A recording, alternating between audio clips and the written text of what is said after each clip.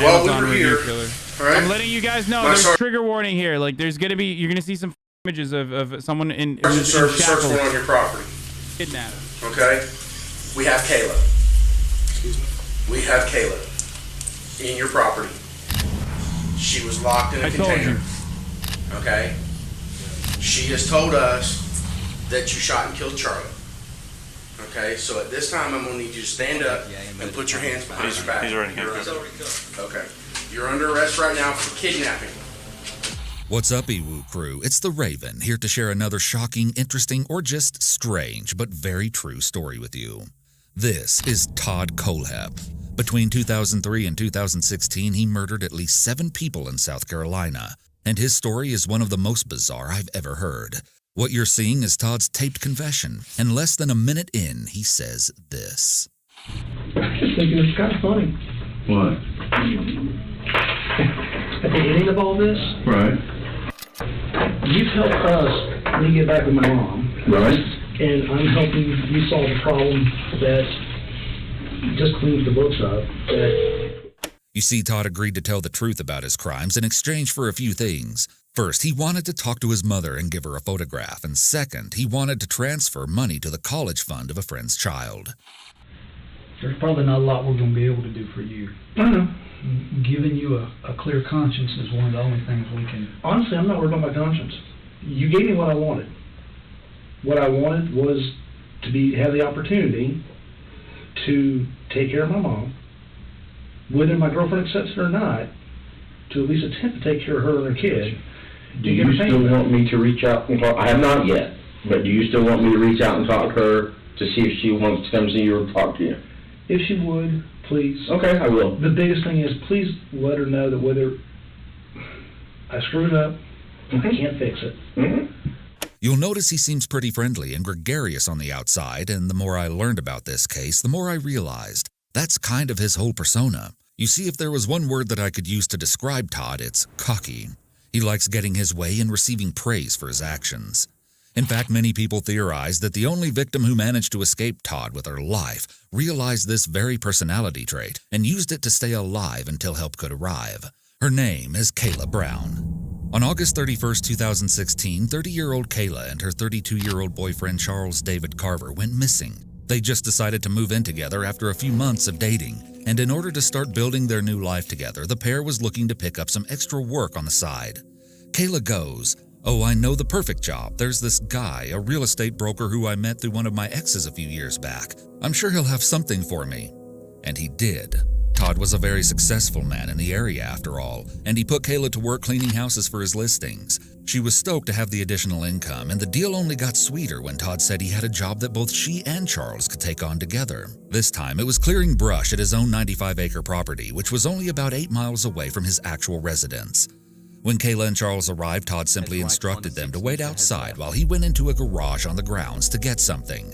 As they stood alone in the creeping silence, neither one had any idea that these few quiet moments. Murderous real estate developer, boys. Let's go. Let's get it. That's what I'm talking about. Nope, not Marjorie Taylor Greene, okay? But this guy instead. Been watching on YouTube for a long time, but 2 months subbed on Twitch. Smiley face.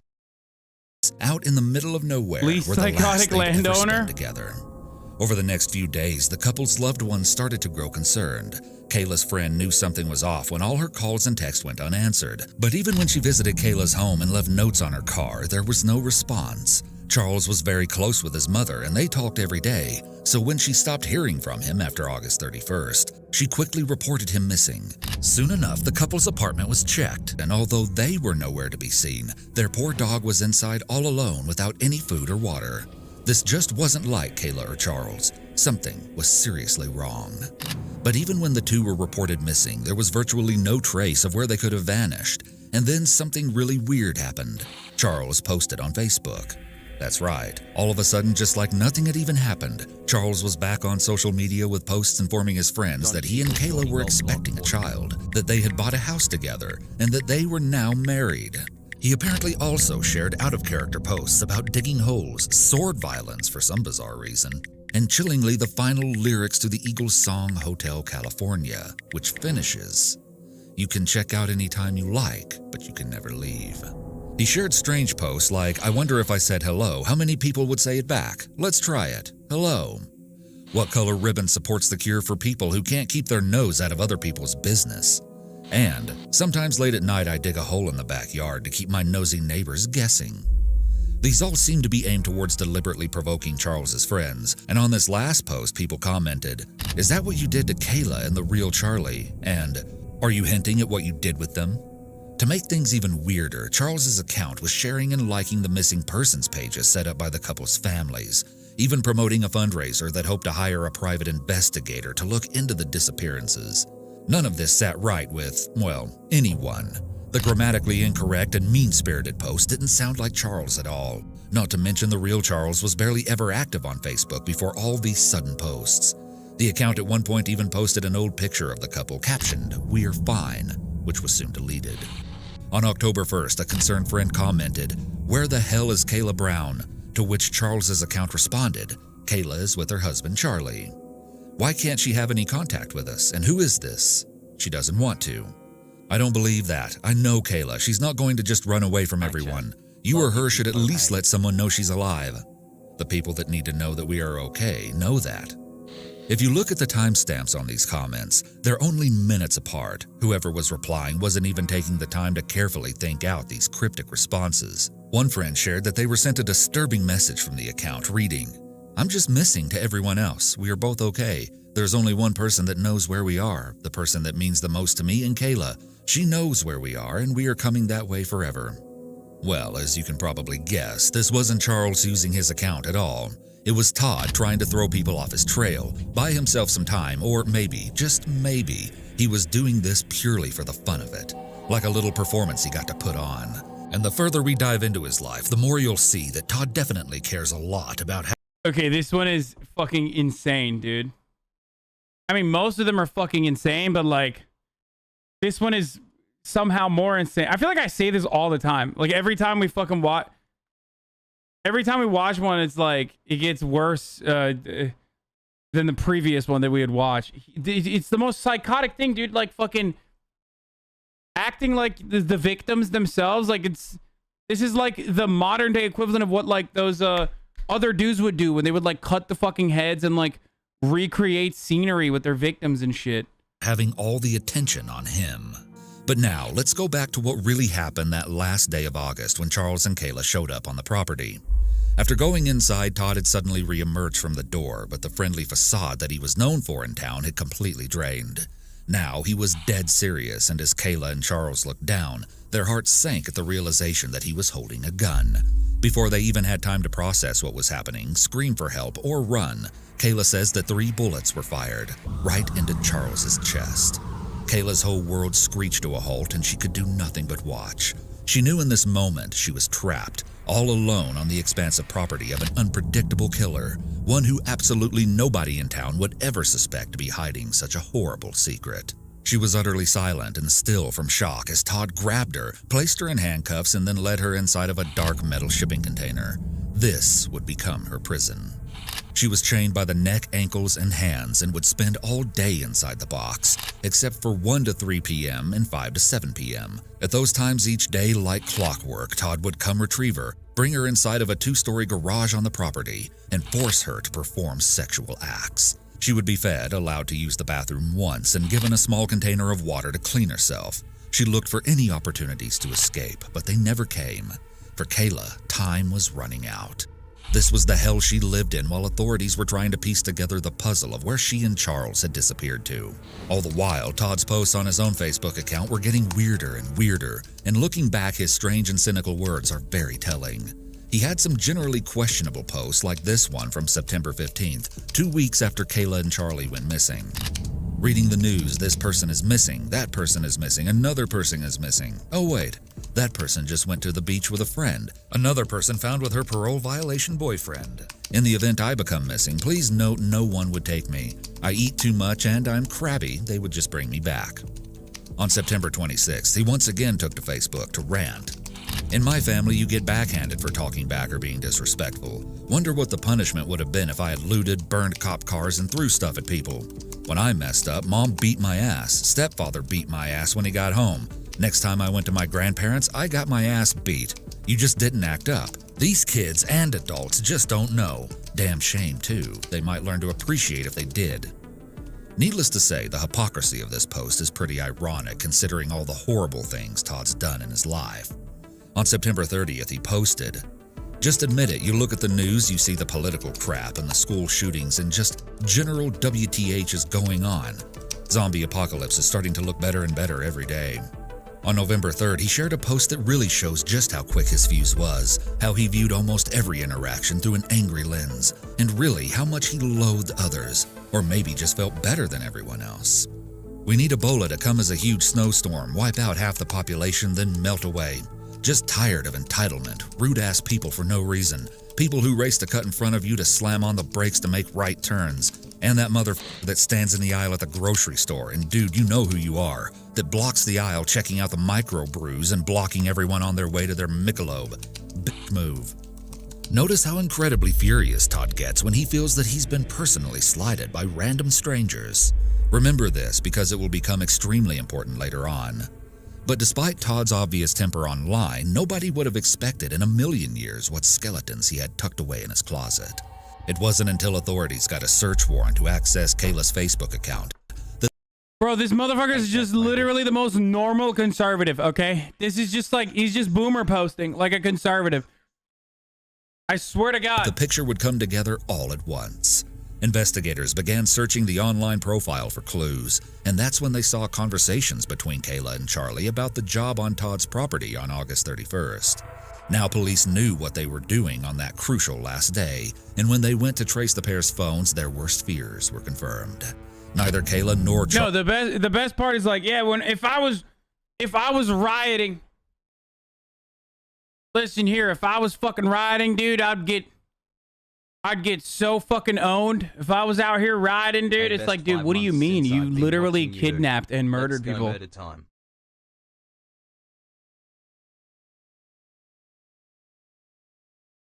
You fucking kidnapped and murdered people, dude. It's just, yes, it is chicken curry as always. Charles had ever left the area of Todd's property.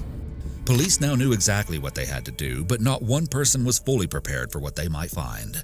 At about 8 a.m. on November 3rd, one group of investigators went to Todd's house, where they spoke for a while with the man, both sides remaining a bit guarded, unsure what the other side was hiding. As Todd was questioned about what he knew concerning the missing couple, Kayla and Charlie, he didn't know that another team of investigators was simultaneously arriving at his 95-acre property a few miles away to scour it for evidence. However, at this time, the authorities who were with him did reveal to Todd that they knew the cell phones of the missing persons had last pinged on his property. Todd responded, "You're trying to find the girl." The detective corrected him that they were looking for both her and her boyfriend. Guess Todd slipped up there, as he was the only one who knew Charlie was already gone. We have a search warrant, okay? For your residence and your car, okay? We are mainly looking for your cell phone, okay?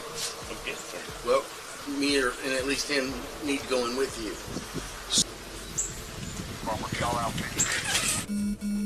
Meanwhile, not long after arriving on Todd's expansive rural land, the other team of deputies drove down its long gravel road and came upon the two-story garage. When they went inside, they were immediately concerned to see that the makeshift living space was adorned by shackles. But then they came upon the thing that fully stopped them in their tracks. In the bathroom, inside of a lone wastebasket, was a pile of hair clippings, reddish-brown in color. They warily headed back outside to continue the search, but as the investigators came across Todd's looming shipping container and went to take a closer look, they were suddenly chilled to the bone by a strange noise. Someone was banging on the walls from the inside, and they were screaming desperately for help. In that moment, the whole atmosphere changed. Deputies rushed to open the doors, but the container was tightly sealed shut by 5 heavy padlocks. This unforgettable video captured the few tense minutes where everyone held their breath, as a few men cut and pry open the locks, and then, finally, they were in.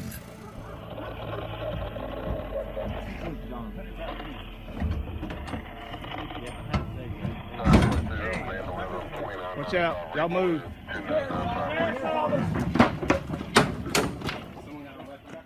The dark box was littered with supplies and crime novels, and in the very back, chained to the wall by her neck, sat a despondent Kayla.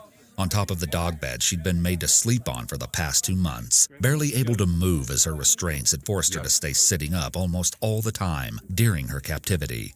The investigators try their best to console Kayla as they get bolt cutters to set her free. Just a girl, just a girl. How are you, honey? This is bolt cutters. This is our investigator. He's a paramedic, sweetheart. Oh, yeah. Okay, we're going to get you out of there, okay? Just hang loose for me. Anybody got I need a handcuff key. Handcuff key. I got it right here. Hold up. Y'all slide back. Hold on. He's got a light. We got to get pictures. Randy, let me see your light, Randy. You can put your hand down, sweetheart. You're okay. We're here, okay? But despite the extended trauma Kayla had just endured, her immediate response to being rescued was clear, coherent, and calmer than anyone could have expected. Her strength in this footage is beyond admirable. Do you know where your buddy is? Charlie? Yes. He shot him. He shot him? Who did? Douche. Todd Colehep shot Charlie Carver 3 times in the chest, wrapped him in a blue tarp, put him in the bucket of the tractor. Oh my God. Locked me down here and I never seen him again. Okay. He says he's dead and buried. He says there's several bodies dead and buried out here, and he says that the dogs will be ruined if they go looking because there's red pepper. We're going to step you out, sweet. Because there's what? Red pepper. Okay. Tell the dog people that. He says No, there's pepper everywhere around the car. The car's presently in a ravine under the land. Okay. The investigators at Todd's house were alerted of the shocking discovery, and they quickly confronted Colehep, letting him know the jig was up. They had Kayla, and there was no weaseling his way out of it now. All right, this is where we're at, Mr. Colette. While we were here, all right, my sergeant served a search warrant on your property. Okay?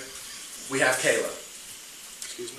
We have Kayla. Time to start In your playing property. chat and trying to get banned. She was locked in a container. Okay? She has told us that you shot and killed Charlie. Okay? So at this time, I'm going to need you to stand up and put your hands behind your back. He's already handcuffed. Okay. You're under arrest right now for kidnapping. The other cops already fucking handcuffed him. All right, they're continuing to search your property. They're going to continue. They got cadaver dogs down there. Okay. If you want to help yourself, tell me where Charlie's at, so we can go find his body. That's pretty much where we're at right now. Okay.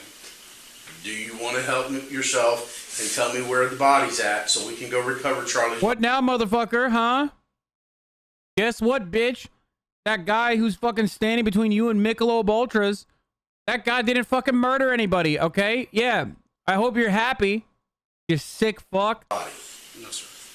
Yeah, no more Michelob Ultra for you, dude.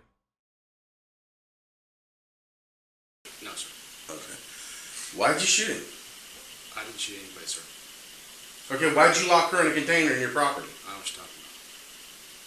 She's on your property right now, locked in a container. They just got her out of they called it a specific name. Connex box. She was locked in a container in a Connex box. They got her. We have investigators. We have like 20 investigators on your property right now. Okay. And they have found her in the Connex box. So she never left your property.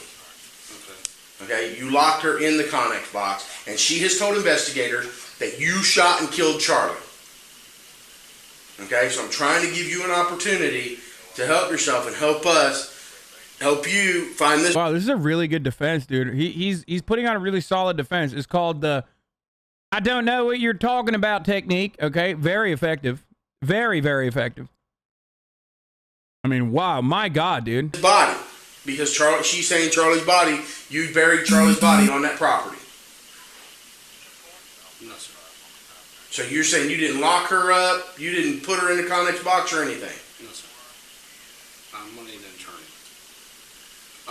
Probably a good thing. Go ahead and put him in the back of your car. Sir. Watching this clip, Todd seems almost frozen by disbelief, like he never thought he'd actually get caught. Authorities soon discovered Charlie's car also on the property, which Todd had spray painted and covered in debris in order to conceal it. Are you fucking kidding me, dude? That's all he did? Bro, I swear to God, like, I guess you could literally fucking get away with this shit if you're rich enough and if you have a big enough property and, like, depending on what area you're doing this, you know what I mean? Spartanburg. But he didn't even fucking try, dude. He was just like literally trying to. The only thing he tried was get caught. Where's the car? I don't see it. Okay, stop. Where's the car? I don't understand what you're saying. Where'd it go? Fuck, I almost caught the car. Now I don't know where it is. It's kind of weird to me that Todd seems to consider himself a criminal mastermind and thought out all these ways to keep his dirty deeds secret, but he didn't even seem to consider the possibility that authorities could ping the victims' phones and find him that way. One sergeant would later say that he feels Todd wanted to get caught so he could have an audience and tell people about his awful Wait, why the fuck didn't they do that ahead of time? Wait. Why didn't they do that for months? crimes. I might have to agree. As she rode in the ambulance, Kayla would reveal more heartbreaking details of her time trapped with Todd. One of the things I found... But Todd was right.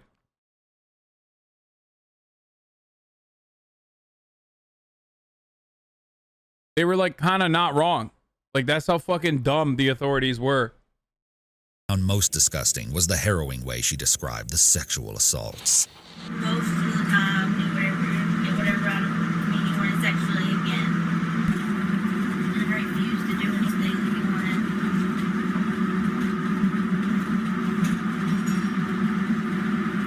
If I said no, he didn't force himself on me because he said he didn't believe it. But he made it very well known why I was there.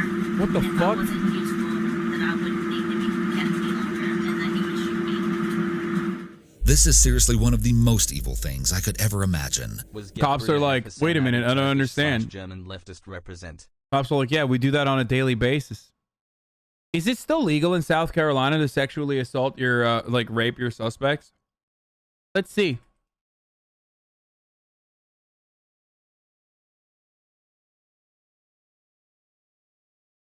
Yes, chat. For those of you who don't know, sex under coercion is rape.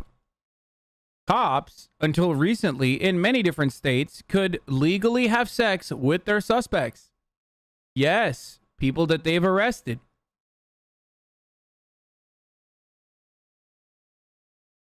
Okay, never mind. Wait, hold on. Police sexual misconduct, a national scale study of arrested officers. Hold up.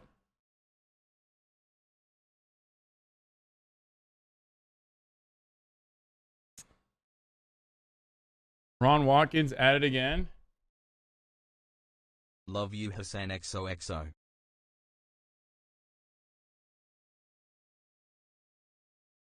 Let's see. This is most definitely bullshit. New York only like a couple years ago made it illegal for cops to have sex with their suspects and people that they've imprisoned in sexual assault in general. If you didn't know that, well, welcome to fucking reality, okay? New York. Fact check. Sex between police officers and their detainees isn't illegal in many states. Claim in 35 states, police can legally have sex with and rape detainees if they claim it was consensual. As their eyes on the police reform viral, da-da-da. So what are they going to say? It's like, oh, here's the consent loophole in New York. Our rating, partly false. We rate the claim that police officers can legally have sex and rape individuals in their custody in 35 states partly false. Rape by anyone is illegal in every state. While it was true that 35 states did not have laws explicitly criminalizing sex between officers and detainees in 2018, many states have since passed legislation that criminalizes it. Wait, how is that partly false then, dude? What the fuck? 2018 is when we decided, you know, we probably shouldn't do this. Now, the second reason for why they have this, is because cops will do like sting operations on sex workers, in which, you know, some of them fuck the sex workers, shit like that.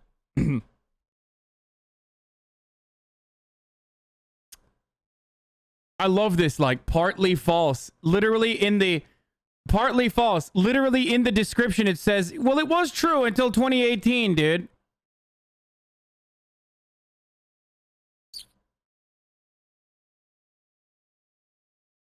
Bullshit, it's a morale thing, like Ashring not having sex with his patient, nothing to do with rape. You do propaganda bullshit now? Wait, what? Daddy.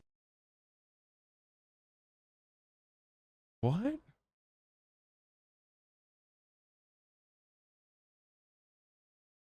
What the fuck? Misgive sister? Didn't you used to blame people living and referring to the past? Has Hassan reacted to JCS Andy Lee yet? Andy Lee already? Checked the Andy Lee one already? Oh, this guy just only wants to fucking watch me watch murders and shit. Okay. Cops, under any circumstance, under no circumstance can a police officer have sex with their fucking detainees. That is a coercive state in which the detainee is literally being raped. Kind of like labor under coercive circumstances, such as prison labor, is widely regarded as slave labor. Okay? Just because you personally don't seem to appreciate it as such does not change the reality. Okay? If you're under duress, and the person who literally holds the keys to your freedom is telling you, I'm going to fuck you, there is no way that you can consent. It's like having sex with someone who's absolutely fucking drunk out of their mind, blacked out drunk.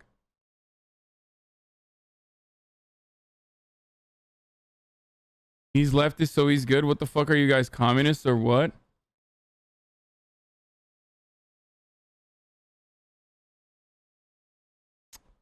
What a bad take. You can still easily consent. You missed my point. I didn't see your point. I don't know who the fuck you are. I don't know why you think I read your point and missed it. Okay?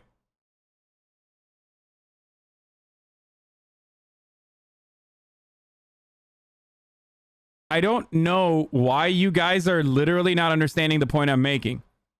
In this situation, the Amazon review killer was saying, hey, I'll just kill you if you don't fuck me. But if you don't want me to fuck you, then, you know, that's fine. I'm not going to fuck you because I don't believe in rape.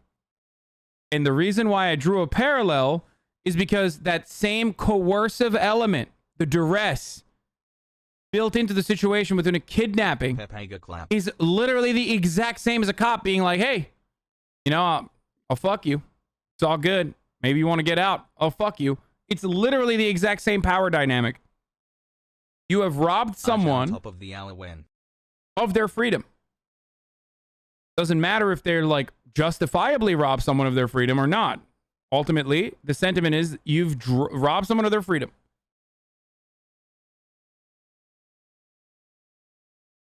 An arrest is a kidnapping? Yeah, an arrest is technically a kidnapping. It's just the justifiable one in a lot of circumstances.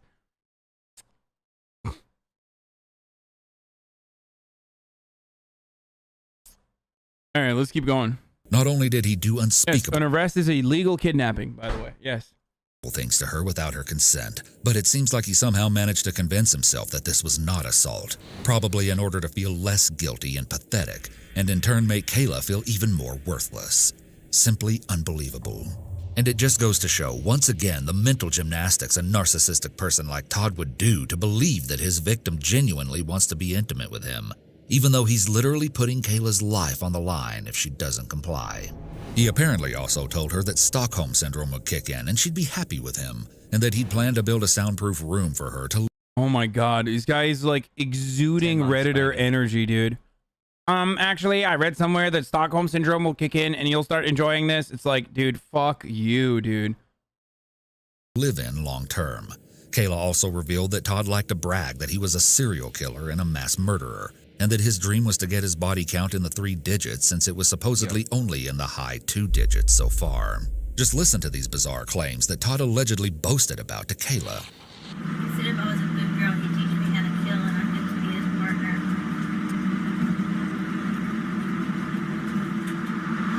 He said he used to kill people for the government. He said he was a paramilitary contractor, and that when he got home, he just couldn't keep from seeing the bad in everybody. Oh my god.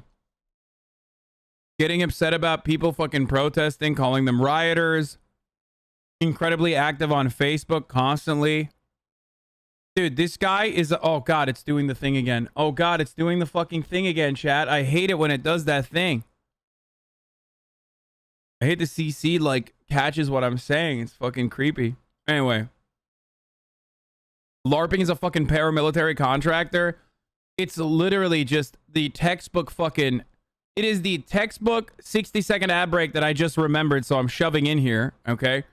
But he is literally the fucking textbook conservative on the internet. He's like, yeah, I'm a paramilitary guy. You know, I kill people. He's like, no, you fucking didn't. You're a real estate developer. Okay. Yeah, my dashboard is open, and my dashboard has my stream. So it's like automatically picking up the audio from my stream, I think. Anyway, listen, folks, it's top of the hour. Every hour, stop for a 6-second ad break. If you no longer want to see the ads, all you need to do is subscribe.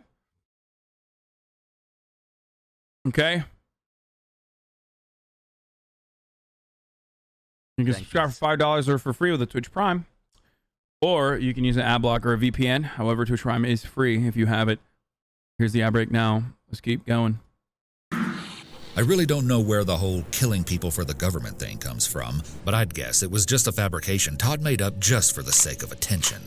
So this was the big case that finally put Todd Kohlhepp behind bars. Yeah, this guy's unaware of like conservative rhetoric. That's why he doesn't get it. Conservatives do this shit all the time. But as authorities continued speaking with him, they would discover that the rabbit hole of Todd's life was far deeper and darker and more evil than they could have ever imagined. First of all, shortly after being taken into custody, Todd would lead police to a site on his property where 2 more corpses were found.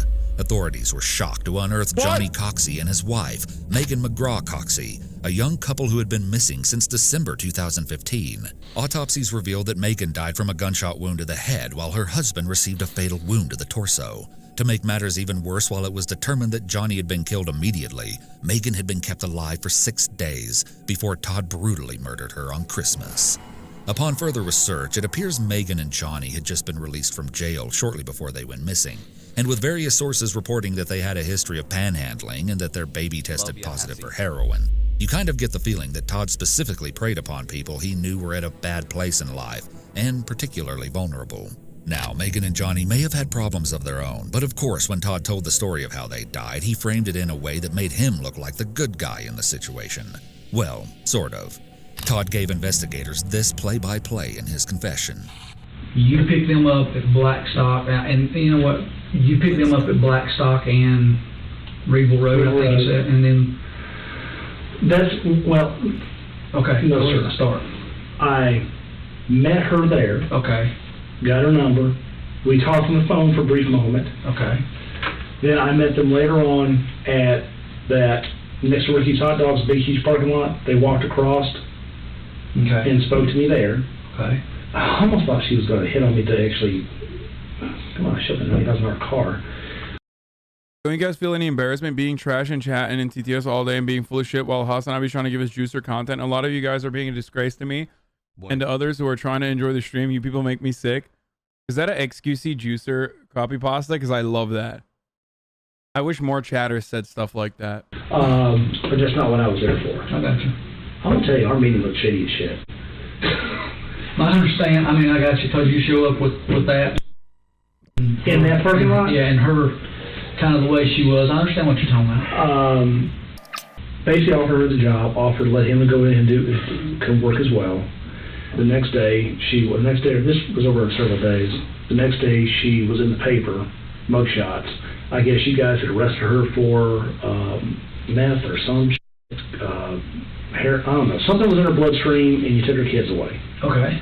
I asked her about it, and she informed me that, yeah, she had drug issues, and with that. Okay. I still was going to give him a chance. You know, I get happens to people, it's hard. I get it.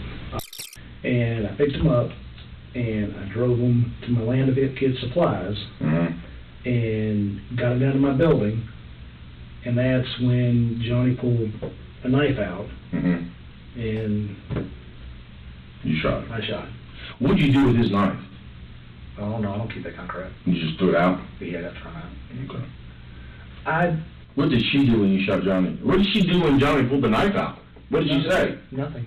So you think she was planning on the planning of this? He's so smart, but doesn't realize that, like, you can fucking do an autopsy and figure half this shit out. It's a lie. I think she entirely was in the plan of it. Okay. There was no, oh shit. Yeah. Johnny, what are you doing? There was none of that. This was, her actions were, she knew he was doing that, they saw a guy who had a load of money, driving a car they can't afford. They didn't even have a car, and they were going to get something. So then you shot him how many times? Shot him twice. Okay. Thank you, Ella FH, for the 5 gifted subs. Forward. When he dropped forward, I went around him and put another one through his spinal column. Okay, and you shot. Bro, this is like, he's literally living out his like conservative fantasies when that's not what happened. You know what I mean? Like, he's just basically living out his fucking fantasies. Like, this is how he imagines he would fucking behave in a situation where he's like being attacked or something. So he's just LARPing. Not exactly. Do you believe Todd's version of events? To me, it seems like he could have easily done the exact same thing to this couple as he did to Kayla and Charles. Just attack them unprovoked in order to keep the female party to himself. Even the way he tells the tale seems like an excuse to humble brag about how much money he has. After all the heartless crimes Todd has committed against innocent people, I just don't know if I can buy this. But it is true that Megan and Johnny had a sketchy record, and it's not too unbelievable that they could have tried something. Either way, I really doubt that Todd was very upset when he got the opportunity to kill. Next, Todd goes on some random tangents about how his property and storage container was never supposed to be used for such gruesome purposes, which is just a pretty bizarre topic to ruminate on after everything he's done. The Connex was not meant to be a cage. Okay. All that change was after the fact. Okay. Connex was designed for my food and my weapons. Oh, there it is. And he's a Y2K doomsday prepper. This guy is like, this guy's everything, dude. This is awesome. This guy's literally everything that conservatives are. Like, wrapped up into one big fucking tubby meme, okay? And to secure my four-wheeler before I had the building built. Okay. The back area that's all wood, that wasn't designed for them. That was designed for my stuff. Okay. Until last. Why are you telling this? Is this to imply that like you were? I was actually saving them, officer. I was saving them from doomsday.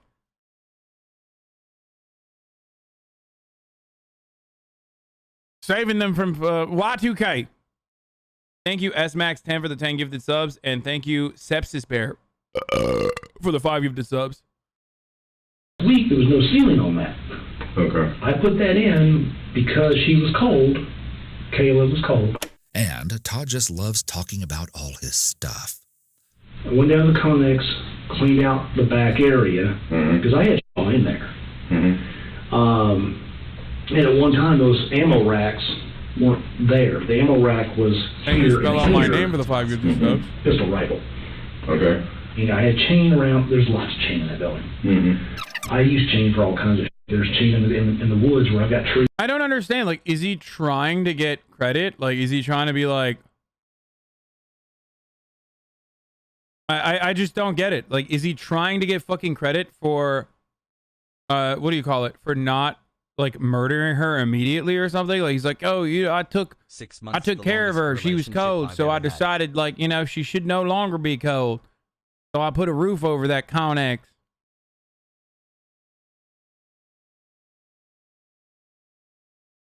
Trees would come along that are starting to lean towards my fence, and I'll put a chain around it, hook a come along to it, and start working it this way, and over a period of time, it'll fall away from my fence. So chain and cable and that kind of stuff, I got a lot of it. Okay, let's pause right here. Todd is obviously very proud of all his gear, and he clearly has kidnapping down to a science. But before we go any further with Megan's story, you need to see the backstory to all this equipment. And it's actually... So now, are we now going to find out why he's called the Amazon review killer? Because, oh my God, dude, I've been wondering, it's been 25 minutes and I'm like, why the fuck haven't we seen anything from Amazon so far? Probably the most bizarre thing about this entire case, the Amazon reviews. Yep, that's right. When investigators looked into Todd's internet activity, they discovered something absolutely insane. Todd had been buying the tools for his crimes out in the open on Amazon, and he left public reviews where he described exactly what he was using them for. The crazy part is, anybody who read these creepy reviews probably laughed it off as just some dark humor. On a master padlock review, the review read, "Solid locks have 5 on a shipping container. Won't stop them, but sure will slow them down till they're too old to care." on a fixed blade. Haven't stabbed anyone yet, but I am keeping the dream alive, and when I do, it will be with a quality tool like this. On a master lock. Works great. Also, if someone talks back, go old school on them by putting this in a sock and beating them. They will not appreciate the hardened steel like you will. Works great on. Looks like he said shipping container. Keep in car for when you have to hide the bodies and you left the full-size shovel at home. Does not come with a midget, which would have been nice. Works excellent. Getting the neighbor to stand still while you chase him with it is hard enough without having an easy-to-use chainsaw. It's blacker than my soul and priced right. There was even a review that read, "Now my locks have locks. Place is Hotel California now." Guess Todd was a big fan of that song. What would you have thought if you saw these on Amazon? Would you have been concerned or just brushed it off? Either way, all of Todd's reviews just further demonstrate how smart and funny he fancies himself as, and how much he wanted to brag about his crimes, even if he had to do it in this roundabout way. But moving forward with Todd's 2015 crime, this next clip is very disturbing and disgusting, as Todd describes how he decided what to do with Megan. It really feels like he views his victims as nothing more than objects which he can dispose of whenever it gets Hello, Hasan XQCL. Can you say XQCL? Say it now? No. I will not say it. Convenient for him. I don't know what to do with her, man. One side, I really want to drop her. The next side, I really... It's not sound fucked up. I kind of want to save her ass. Let me back up real quick before we go that far, because we were talking about Johnny. Okay. The girl that was with Johnny, did you shoot her? Not at that time. Okay, what happened with her? She panicked, but then I told her to sit down. She sat down. Mm-hmm. Went ahead and cuffed her. Mm-hmm. Patted her down. Mm-hmm. Told her I wasn't going to hurt her. Mm-hmm. She calmed down, Mm-hmm. and I actually took her to the Connex. No, that's not true. I had her lay there for a while. I didn't know what the hell to do with her. I didn't want her in my Connex because I had stuff in there. I didn't know what the hell to do with it. Mm-hmm. Putting her away with my guns is not a good move. No, I understand that. I actually had to go. For the first time, I was having a little bit of a panic of what the hell do I do with her. Mm-hmm. Put her here, put her there, drop her. What the hell do I do? Do I call the cops? Oh, shit, I got illegal guns. I told her I wasn't going to touch her, wasn't going to hurt her, wasn't going to do her. Just calm the hell down and let me sort this shit out. Mm-hmm. Somewhere between I did that, when I shot him, set the back, tight in the back, got her to calm down, and kept coming back and forth trying to figure out what to do, but I had her cuffed, and she wouldn't go anywhere. Eventually, I went and, I want to say I left her on that floor for a while. I left her on that floor cuffed. I wouldn't mind. Cops were like, you could have gotten a job with us, brother, if you weren't doing, you know.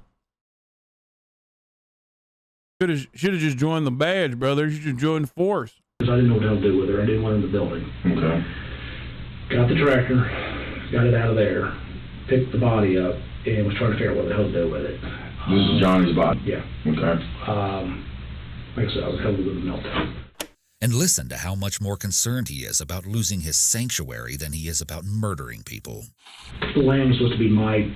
Sanctuary? Yeah, not my killing field. Right. I understand. It's not meant to be my killing field. It was supposed to be the place where I go to relax and get away from people and not deal with this shit. Mm-hmm. This killing really bothered me because it was such needless. This is called the technique. Where all you do as a cop is say over and over again as the murderer reveals every single minute detail of his life. Hell, I was giving him money. Why were you robbing me? He thinks this violence was all needless and stupid. Pretty ironic considering all the people he's killed out of petty personal grudges. You'll see what I mean soon enough. It's all about what works for Todd. He goes on to nonchalantly describe burying Johnny, saying, "It was a lot more work than you think." Then he wasn't sure what to do with Megan. Tied her up, left her there, while I tried to figure out what to... I didn't know what to do with her, man. Right. Got rid of Johnny, came back, left her there, went and got food, fed the girl. Fed her after she tried to rob you? Man, what are you going to do with her? I don't want to shoot her. I understand. I mean, I can't have some crazy bad woman going back. I mean, she was going bipolar left and right. She wouldn't calm down like... Well, she finally calmed down.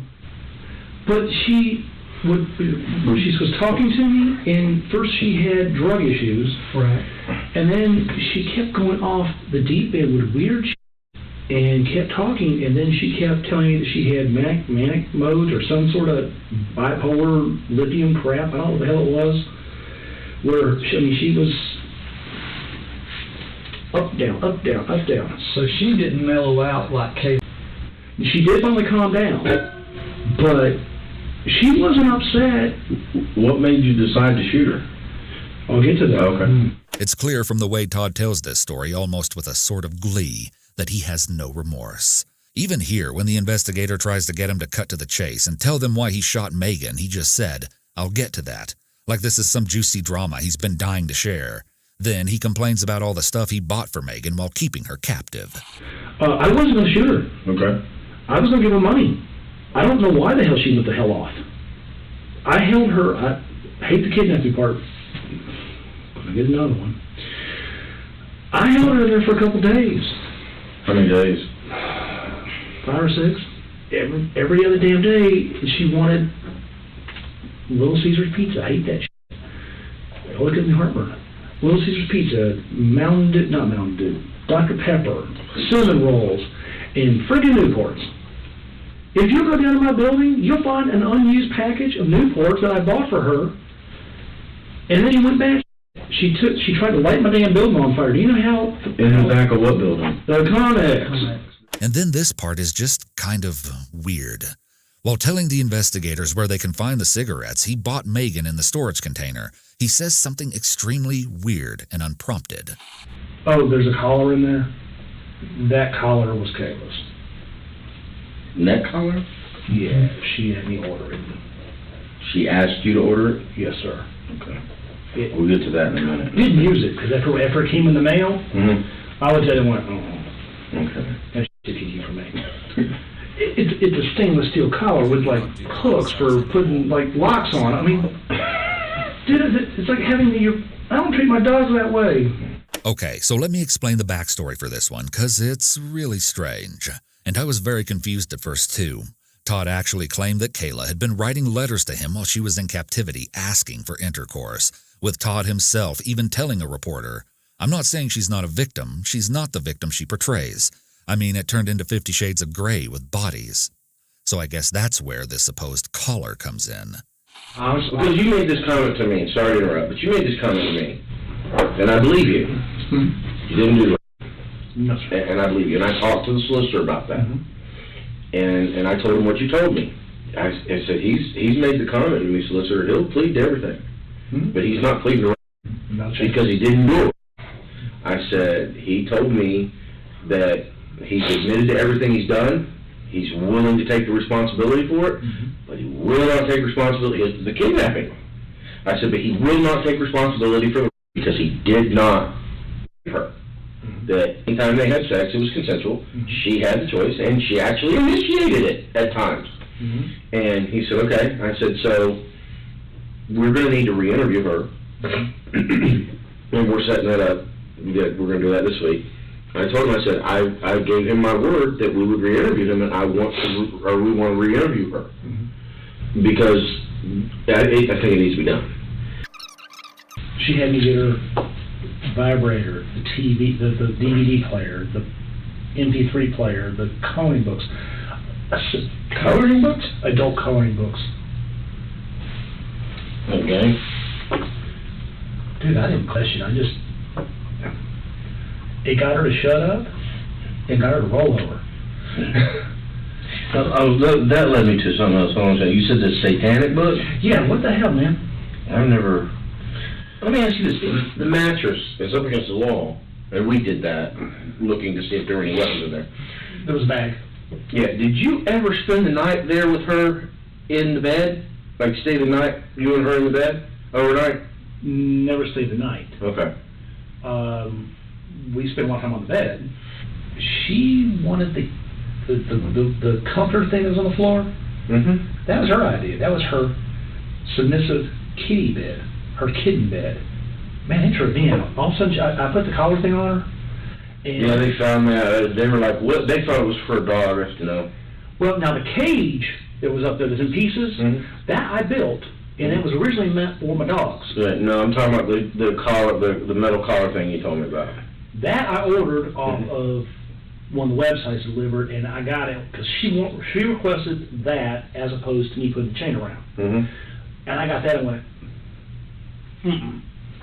I went, that ain't going on, no way. But she wanted that, and then the kitty bed, and she wanted this whole thing of explaining to me that I had to give her permission to speak to me, give her permission to look at me. Dude, I don't do all that control.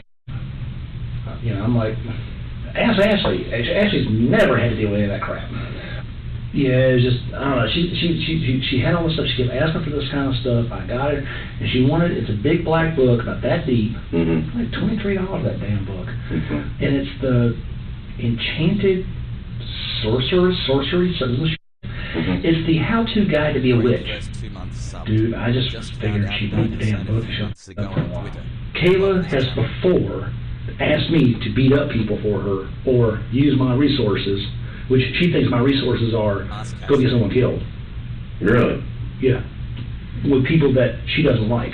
Have you do or have you hired somebody to do it? Yes. Both? Yes. Okay. Matter of fact, read my Facebook, it may be on there. Really? Yes. How long ago was this? Well, I blocked her after all this so that it wouldn't know, because I mean, literally... Well, we have her Facebook page. Then you have it. Okay. It'll take you forever a damn day to go through it. Okay. But go back to the messages. Really? In her phone messages. She supposedly had money in her car, and the guy took her money, but that's full. And then she wanted me to either use my resources to either have him killed, or beat up. I believe he was beat up, but she wanted me to use my resources to have him off or go do it. Kayla uses that thing between her legs to get dumbasses to go do stupid. And that's what I'm trying to say, that she's going to use that to get Dustin hurt. So, yeah, I'm just going to leave it at that out of respect for the victim. But I haven't seen any of those letters or anything to suggest Kayla was there consensually. What I will say is that even if such letters existed, who's to say that Kayla wasn't just appealing to Todd's ego to stay in his good graces and save her own life? After all, she herself has stated, I realized it was easier if he thought things were going his way, so I made him think whatever I had to. Plus, Todd had reportedly warned Kayla that there was a woman who he'd kidnapped before her who hadn't been so lucky to make it out with her life, which brings us back to Megan. Unsurprisingly, Todd said a gross and totally unnecessary sexual remark about Megan, too, during his confession. Told her basically that if she would just chill the hell out. You don't know me. You don't know very much about me. You don't have... And last time I can check from what was online, she had a warrant when they were looking for her ass. I'll give you an envelope for $4,000. I'll drive you up to Dayton, Tennessee. I'll drop your ass off somewhere. If you got any common sense on this planet, you'll go left and I'll go right. What'd she say? Oh, she got so excited, I got my sucked. She did? Yeah. Okay. And it wasn't bad. I told her I would give her $4,000 and basically release her in Tennessee. Just go. Please, go. Don't come back. It's cringy and horribly sickening at the same time to hear him talk so proudly about these things. It's like he thinks the investigators are his buddies, which just shows how large his ego truly is. He goes on to say that he thought his plan to set Megan free would work since she didn't really know who he was, and because of her sketchy background, she...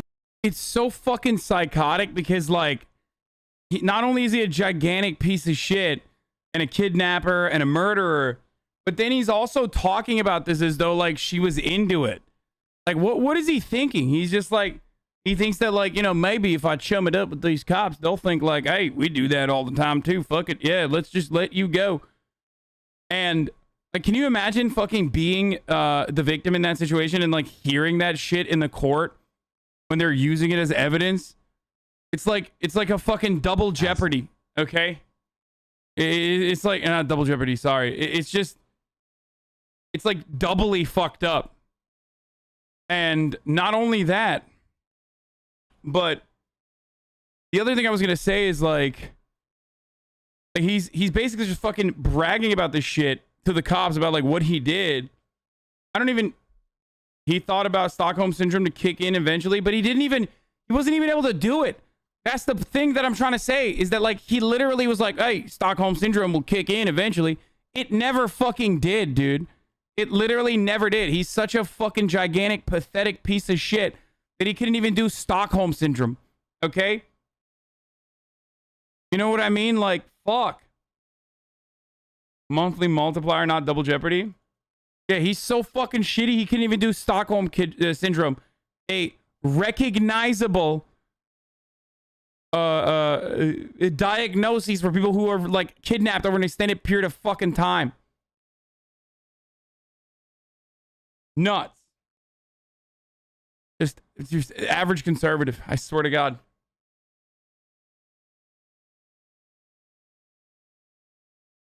You're such a big streamer. Oh my God, what the fuck? I never seen such a big streamer minus Iron Mouse, but compared to you, she's nothing. Dude, are you familiar with this platform that you're on? There's like... So unlikable he can't even trick people into liking him. Yeah, he's so unlikable that he couldn't even fucking get like Stockholm Syndrome to kick in for the person. Wild. It's... But not as wild as like fucking crying about the shit he had to buy for her. You know, I was buying all this shit. It's like, dude, here's a really easy way to avoid that, okay? Don't fucking kidnap people. I don't know. It's kind of like how you can avoid the ads at the top of the hour that come at the top of every hour. You know what I mean? Like, just fucking subscribe for $5 or for free with a Twitch Prime. If you have a Twitch Prime, it's free. Like, you will avoid the ad break. You know what I'm saying? Like, or you could use an ad block or a VPN. There's like many different ways that you could do it. It's like, don't kidnap people if you don't want to buy them shit, or you know, subscribe to the Twitch Prime for free if you want to avoid the ads. This is how it works. Here's the video You now. probably wouldn't want to go to law enforcement for help, but somewhere along the line, Todd changed his mind. So with Megan, you made her the offer of the $4,000. Keep your mouth shut. I'll take you to Tennessee. Drop you off and leave you. Drop you off and leave you. You go one way, I'll go the other way. Totally. What made that change? What happened? What do you mean, what made that change? Well, she ended up dead. Oh, you mean what word proceeded? Yeah. That makes sense. I wanted to get rid of her. The weather went. Mm-hmm. We were having sleet. It was right before Christmas, man. We were having sleet. We were having rain. Mm-hmm. The weather went to shit. Okay. And I still had to find a way to get away from Ashley, my girlfriend, long enough to get up out of work, get this person to Tennessee, drop her off, and get home. That's not just a couple-hour trip. No. And if I'm dropping her, it ain't gonna be at the border. Mm-hmm. We're going north of Nashville. I want her way the hell away from me. She was gonna take it. She was happy. She was happy as hell for like 2 days. Okay. She was happy as hell. I just couldn't get past the weather. Okay. The last day, I went over there, opened the Connex up. She burned half the freaking building. She took my ammo racks and grabbed them and did this. Oh, I'm gonna tell you, I'm not for such a little. Mm-hmm. Damn. So then what happened? Well, there was ammo everywhere and stuff everywhere, and she broke the fan. I got her a fan. She broke the fan. Mm-hmm. Prime, man, you just can't beat that. They're 2-day shipping. There's a fan there now, but it came as a 2-pack. Mm-hmm. I had her those to get air ventilation. Mm-hmm. I got lanterns for her so she'd have light. Mm-hmm. I did the best I could to make it Right. somewhat livable. Mm-hmm. Got her blankets, got her pillows. She lit the damn thing on fire. I'm surprised she didn't asphyxiate. That's what I was thinking. I'm surprised she didn't. Mm-hmm. When I walked in the building, I mean, I was choking. Went to get her out, and then all of a sudden, it's like I had a caged animal on my hands. I don't know what the hell. She went from, I'm so freaking happy in the world to be, I'm going to go to Tennessee with money, and I'm going to restart my life, and thank you, Mm-hmm. to bad crazy.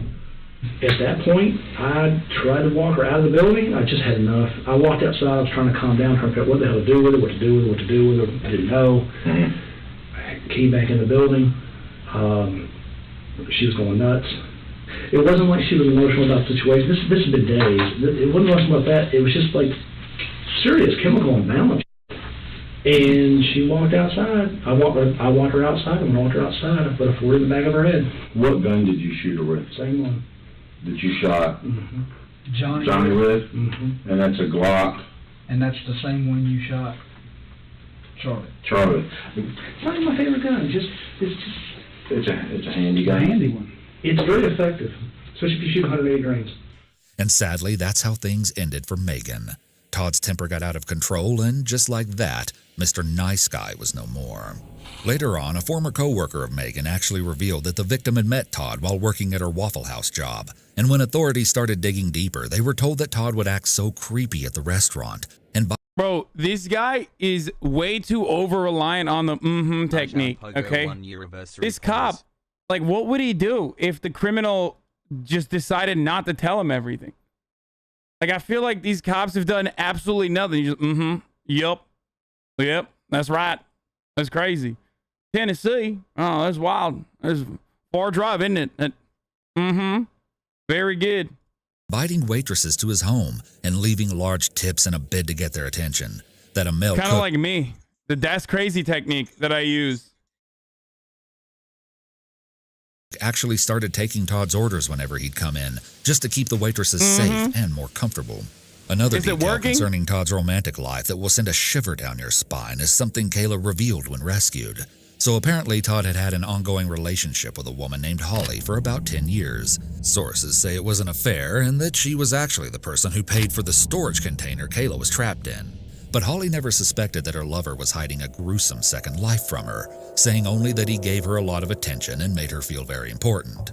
However, when Holly found out about Kayla's kidnapping and watched the footage of her being transported to the hospital, she was left speechless at this line. Some girl named Holly, he's supposedly planning to kill her. Who knows how many more victims could have fallen prey to Todd if authorities hadn't stepped in to stop him. Even Kayla could have been days or hours away from becoming another voiceless victim of Todd's unpredictable wrath. But you know, all these stories of how creepy Todd was while also simultaneously being a respected businessman in the area really caught my attention. But to understand how this masked monster was made, I had to take a look back at his early years, and although the unspeakable things he did even back then left me at a loss for words, it all led up to his most brutal crime of all, a quadruple homicide, one that plagued and puzzled the community for 13 years, and wasn't solved until Todd proudly confessed to police during his interrogation. We'll be going over that infuriating footage next, but first you really need to understand the absolute disaster that was Todd's childhood. Todd was born in Florida in 1971, but raised in South Carolina and Georgia. He didn't have the most normal childhood as his parents' marriage was crumbling, and they were divorced when he was still a baby. Growing up, Todd reportedly loathed his stepfather and wanted to live with his biological dad, despite having seemingly no contact with him for about 8 years. And because of these unfortunate circumstances, or maybe something that had always been broken within him, Todd started to behave in very concerning ways early on. He was violent towards other children and showed signs of severe emotional and mental instability. He would destroy classmates' property at school and was actually sent to a mental facility at the age of 9 due to his sudden explosions of anger. Throughout this counseling, Todd was described as being preoccupied with sexual content at a disturbingly young age. If you're a true crime fan, then this won't be surprising to you at all, but Todd was also known to be extremely cruel to animals as a child, often a telltale sign of a psychopath. Not only did he heartlessly shoot a dog with a BB gun, but he also killed a goldfish with Clorox bleach because he wanted a gerbil instead. He even locked another young boy in a dog crate and rolled the cage while laughing until the child was in tears and begging him to stop. Todd's father would later lament that the only emotion his son was capable of was anger. His mother must have been well aware of this as well, because she later described locking him in his room at night and placing locks on her own bedroom door just in case he decided to try anything. She also said he stabbed a little girl on the school bus in the leg with scissors to get back at her, destroyed a bunch of new furniture his mother bought him with a hammer, and even threatened to kill her. Still in 1983, Todd got his wish of reuniting with his biological father after purportedly threatening to kill himself otherwise. But this ended up being just another bad influence on Todd, as the man apparently taught the boy how to blow things up.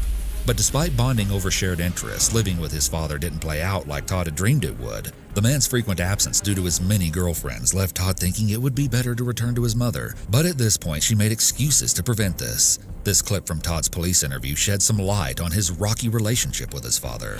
My dad took me to office parks while he would still have to get his hands on, and then want me to help him load truck and deal with his nonsense, and then would tell me that if I got into a fight, if I didn't win, you're not my son, don't come home. But then if I get into a fight, I whoop the kid's ass, I went too far, I'm getting my ass whooped because I went too far.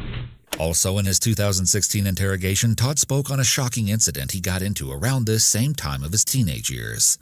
You had mentioned to your mom, and that when we had talked at the jail, that there were others, and you told your mom she didn't have enough hands. I had some altercations in Arizona.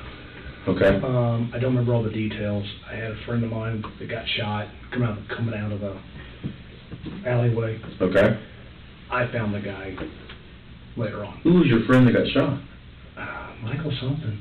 I was a kid. I don't remember. Michael something. Do you remember the guy that you shot? I never knew his name. You never knew his name? He drove a Nova, gray Nova. What year was that, do you think? Well, how old were you? 14. You were 14 at the time. Okay. My understanding is there was some kid who wanted to be in a gang and was doing his initiation. And his initiation was to shoot your friend? We were just two kids coming out of an alley. We weren't part of nothing. We were part of nothing. That was his initiation? Yes, sir. Wow. And so, in October 1986, Todd was still in Arizona living with his dad when his violent tendencies would extend to a new extreme. He was only 15 years old, but he managed to lure a 14-year-old neighbor girl whom he had a crush on out of her home by saying her boyfriend wanted to speak to her. Then he held a gun to her head, brought her home, tied her hands with rope, taped her mouth shut, and sexually assaulted her. After this, he walked her home and threatened her not to tell anyone what had just happened, or else he would kill her little brother and sister. I was like, those fucking violent gangs, man, they're so terrible, these guys. They're doing such violence, dude. You know, unlike me, when I do it, it's just, you know, it's just normal. Luckily, somebody ultimately... Just a complete psychopath, dude, at the age of fucking 14. Like, what do you do? What do you do with this guy? You can't. You just got to put him in the fucking freezer. You know what I mean? Just freeze his ass. Did call the police, and when Todd was apprehended, the first... Bro, I love this. This is my favorite thing, dude. I swear to God. My favorite fucking thing is just like people literally losing their fucking minds. Like, dude, please, add CC to the channel. Please, dude, please. It's like, and then when I have it, half the chat's like, it's not correct. If there's no CC on the fucking video, probably because it's not doing a good enough job. The CC is not doing a good enough job. Please, I'm deaf, you jerk. Motherfucker! If you're deaf, how did you fucking... What do you mean? You're literally hearing me then. Or at least you're like able to fucking read my lips. The fuck do you mean? I never wrote it out. Hassle. He's still talking. It's saying CC for you. I'm gonna fucking... That's not funny, man. That's literally not funny. There's like actual deaf people in the fucking chat.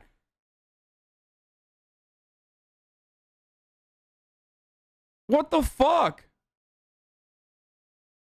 That's so fucked up, First dude. thing he had to say was, how much time am I going to get for this? And get this, Todd explained that his motive for the disgusting crime had been because he was mad at his father, who was out of town and wanted to rebel. At this time, he was diagnosed with borderline personality disorder.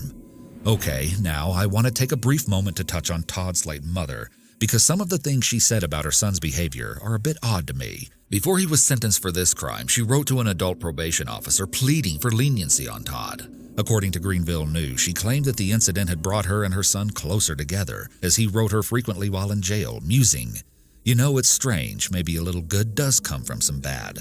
She also wrote, "They don't stop to think that he even walked the girl home. Does that sound like a dangerous criminal? He even walked the girl home." While she may have had decent intentions, I just feel like a statement like this would be a slap in the face to the teenage victim and her family. Ultimately, it was recommended that Todd be tried as an adult, with one neighbor even describing him as a devil on a chain. And here's what I find really interesting. When evaluated, Todd was found to show deep emotional disturbance, but not psychosis. This would seem to suggest that Todd was not, in fact, out of touch with reality, which makes his detached behavior that much more chilling. Overall, the psychiatrist determined that Todd had an inflated ego and was extremely rebellious towards authority, someone who generally feels like he should be in control. And there's one other key element that might play an underlying role in all of these big ideas Todd holds about himself: his IQ. When tested, Todd was found to have an above-average IQ of 118, although interestingly, his high school teacher reported poor academic performance. It seems to me like Todd just felt like he was better than everyone, above the rest of the crowd, and rather than apply his intelligence towards positive goals, he used it to manipulate people and orchestrate heinous crimes. In this case, even the juvenile probation officer would end up recommending adult incarceration as they did not think Todd's deep-seated issues could be solved easily, and Todd agreed to plead guilty to kidnapping in exchange for the sexual assault charges to be dropped. If that's infuriating to you, you're not alone, as one probation officer went so far as to say this was a travesty of justice. Another official declared that Todd had little to no conscience and presented the greatest risk to the community. It appeared that Todd believed the world owed him something. Very few held hope that he could be rehabilitated. Well, as much as we can wish someone had locked Todd up for longer so he couldn't hurt anyone else, that wasn't the case. Unfortunately, he only received a 15-year sentence, and when he got out at 30 years old, he moved back to South Carolina and was placed on the sex offender registry. Interestingly, while incarcerated, Todd had only been cited for violent behavior in the first few years of his stay, but throughout his 20s, he had no other records of disobedience, almost like Todd had learned how to put on a friendly act in order to get what he wanted. Upon release, Todd hit the ground running, paving a new life for himself. He had earned a bachelor's degree in computer science while in prison, and in 2002 he got a job as a graphic designer for a sports apparel company. Todd went on to get another degree in business administration marketing, and in 2006 he applied to receive a real estate license. But there was one little problem. Applicants were required to explain any history of criminal convictions in order to obtain the license. However, Todd had a clever plan. There was no background check in place, and so when Todd explained the felony on his record, he twisted things to sound way better for him than the reality. He painted it as a petty argument between his teenage self and his girlfriend, saying they broke up, and then her dog got loose, and then when they were looking for it, the girl's parents got worried and called police. He said the only reason he had a gun was due to concerns over gangs in the Phoenix area, and that the kidnapping charge was due to him telling her not to move while they talked this out. So, yeah. Just a complete lie, but a very deliberate one which fit all the parameters that would reasonably explain his charges without revealing the awful, ugly crime he actually committed. Well, this fabrication worked out for Todd, and after getting his bearings in the real estate scene, he even started his own business called TKA Real Estate, which employed about a dozen agents. His career was booming, and on the surface he seemed like a pretty charismatic, hardworking guy to those around him. But still, his darker side leaked through the cracks at times, and people soon started to take notice. Co-workers were very uncomfortable with how he would casually watch inappropriate adult videos at work for hours, and some women felt uneasy at the sexual innuendos he made to them. He even made a distasteful... Okay, so for the people who are watching this and going, dude, fuck this, like, you know, rehabilitation doesn't work, I need to repeat this, and I do every time we watch, like, criminal shit. But, like, this is an edge case. Like, this is a dude who is... in my opinion, demonstrating like a lot of the, in my expert opinion of watching criminology videos and being like personally obsessed with psychopaths, he just has like all of the fucking makings of someone with anti-personality, how do I fucking say this? He has all of the makings of a sociopath or a psychopath, okay? Antisocial personality disorder. Is it, did I say that right? I'm forgetting words right now. Yeah, just, you know, it's just a Scorpio, okay? That's what it is. What up, Miz? Joke on his firm's website that he motivated workers by not feeding them. Apparently, he was very open about his status as a sex offender, but would claim the charges stemmed from a girl's dad getting mad and overreacting after the teens took a joyride together. Again, very far from the truth. But all the same, Todd had glowing reviews, was described by many associates as very personable, and even got recognized as the top-selling rookie agent in his region at one point. All in all, his strange habit... That's sexism in the workplace, by the way. Like, the fact that... like, the fact that not a single person was like, yo, dude, you're being fucking a psychopath. Like, can you stop? Can you fucking chill? Like, not a single person checking him. Like, that's what women mean when they say, like, you know, some dudes create a hostile work environment. This is what the fuck, this is the dude. This is who the fuck they're talking about. You understand? But some unusual quirks were chalked That's right, Blizzard. up to, well, just that. So it wouldn't be until his 2016 confession that authorities would find out a brutal and high-profile quadruple homicide that they'd been struggling to solve since 2003 had been all Todd's doing. Now, what I want you to do is tell me from the very beginning about Superbikes. It was a warm afternoon in November 2003, Spartanburg County, when an unsuspecting customer walked into the store, Superbike Motorsports, only to be faced with a horrifyingly gruesome scene. All the employees staffing the shop had been shot to death. Terrified, the customer quickly called the police, who hurried over to inspect the bloodbath. Okay, what's the problem? Apparently everybody's been shot up here. Everybody's laying down in a pool of blood. His mama's been shot, the mechanic's been shot, and the owner. The victims were quickly identified as the shop's owner, his mother, and 2 young workers. But as much as their devastated loved ones grieved and hoped for justice, the killer behind such an audacious and reckless shooting somehow managed to slip through the cracks. And as years went by and authorities racked their brains fruitlessly for answers, going down a few dead ends in the process, they had no idea that the real monster behind this notorious unsolved crime was hiding right under their noses the whole time, as a respected member of the community. And so, in this 2016 interrogation, they're finding out the full extent of what it's also another, like, it's also yet another glaring example that, like, as long as you're fucking rich, right? As long as you're rich, like, people literally just do not suspect you of being a criminal. Like, you're rich, you're white, you're in good standing with the community by default, and you could just be like, I'm doing crimes all the time. You don't understand. I'm fucking doing crimes nonstop. I can't stop myself from doing crimes. I love criminal shit. It's all I do. People are like, yeah, there he goes again. He's being crazy. Okay, he's being crazy right now, you know? Look at that man. He's so crazy. He's like, I'm literally doing murders nonstop. Can you believe it? You're so funny. Really happened that dark day at the motor shop. And the real motive was probably the last thing they ever expected. So, go ahead, you bought the bike. Bought the bike. Tried to ride it, didn't work either way. Key points. Had it 14 days, and it got stolen from the front of the apartment complex. You said you went back to them? Before it got stolen, I had gone back to them a few days prior to it being stolen and told them that I was having a hard time riding it. And I was not so sure I had made a wise decision. Okay, you went back to them because you were inexperienced, and what else did you say? I thought it was a bad decision. I was trying to see if I could possibly trade it in for a smaller bike or something of that nature. Maybe I didn't know how to ride it.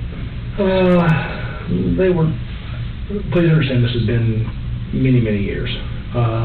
They proceeded to give me, on the rude side, about my inability to ride that kind of bike. No one ever taught me. So, I mean, I know how to operate the clutch. And the possibility of them coming by at some time with a trailer, and if I had to make up my mind, they had dropped it off at the apartment. Okay. So they knew exactly where it... Okay. Going forward, I'm sorry if you're deaf. All of these fucking ableist pieces of shit are fucking crying about the CC. We're not watching. We're not using because the CC guy anymore. brought it over to me. So okay. You said they knew where it was stored? They knew it was stored. Okay. Because they had dropped it off there. Okay. 2-3 days later, it came up missing. There was a police report. As far as I know, they never found the bike. It's pretty obvious that Todd's anger stems from him being miffed at what he saw as the employees looking down on him. And for some reason, that seems to be the one thing Todd just can't tolerate. Watch here as he even gets sidetracked to complain about the police not taking him seriously when he reported the motorcycle theft. You said I made a police report? I did. Actually, the law enforcement officer made fun of me. He informed me that that's a shame it got stolen before I got a chance to write you a ticket. That was the one time I didn't like you guys. Todd says a little while after that incident cooled down, he was once again making visits to the motorcycle shop. Got to Jonesing again for a motorcycle and started going back to the shop. During one of my times over there, sitting on one of the, I believe it was the manager, the owner's friend, guy was a bit of an asshole. I was looking at the bikes and trying to let the earlier part go, and the manager started making some comments about the last one being stolen, and he said something about mine was on its way to Florida. I gotta point this out, but like, the wildest part of deaf chatters, or like chatters with who are hard of reading, like you can literally use the same fucking thing I'm using, and you can hear me talk, or not hear me, but like you can read me talk. Like you could just straight up use the exact same thing that I'm using. It's an incredible fucking tool. So whenever people fucking write like, dude, what the fuck, where's the CC? I'm like, well, dude, you have a fucking opportunity to be able to hear everything. Like, why are you fucking yelling at me? It just comes with Google Chrome. It's not like it's literally called live caption. It's on Google Chrome. It's a Google Chrome tool.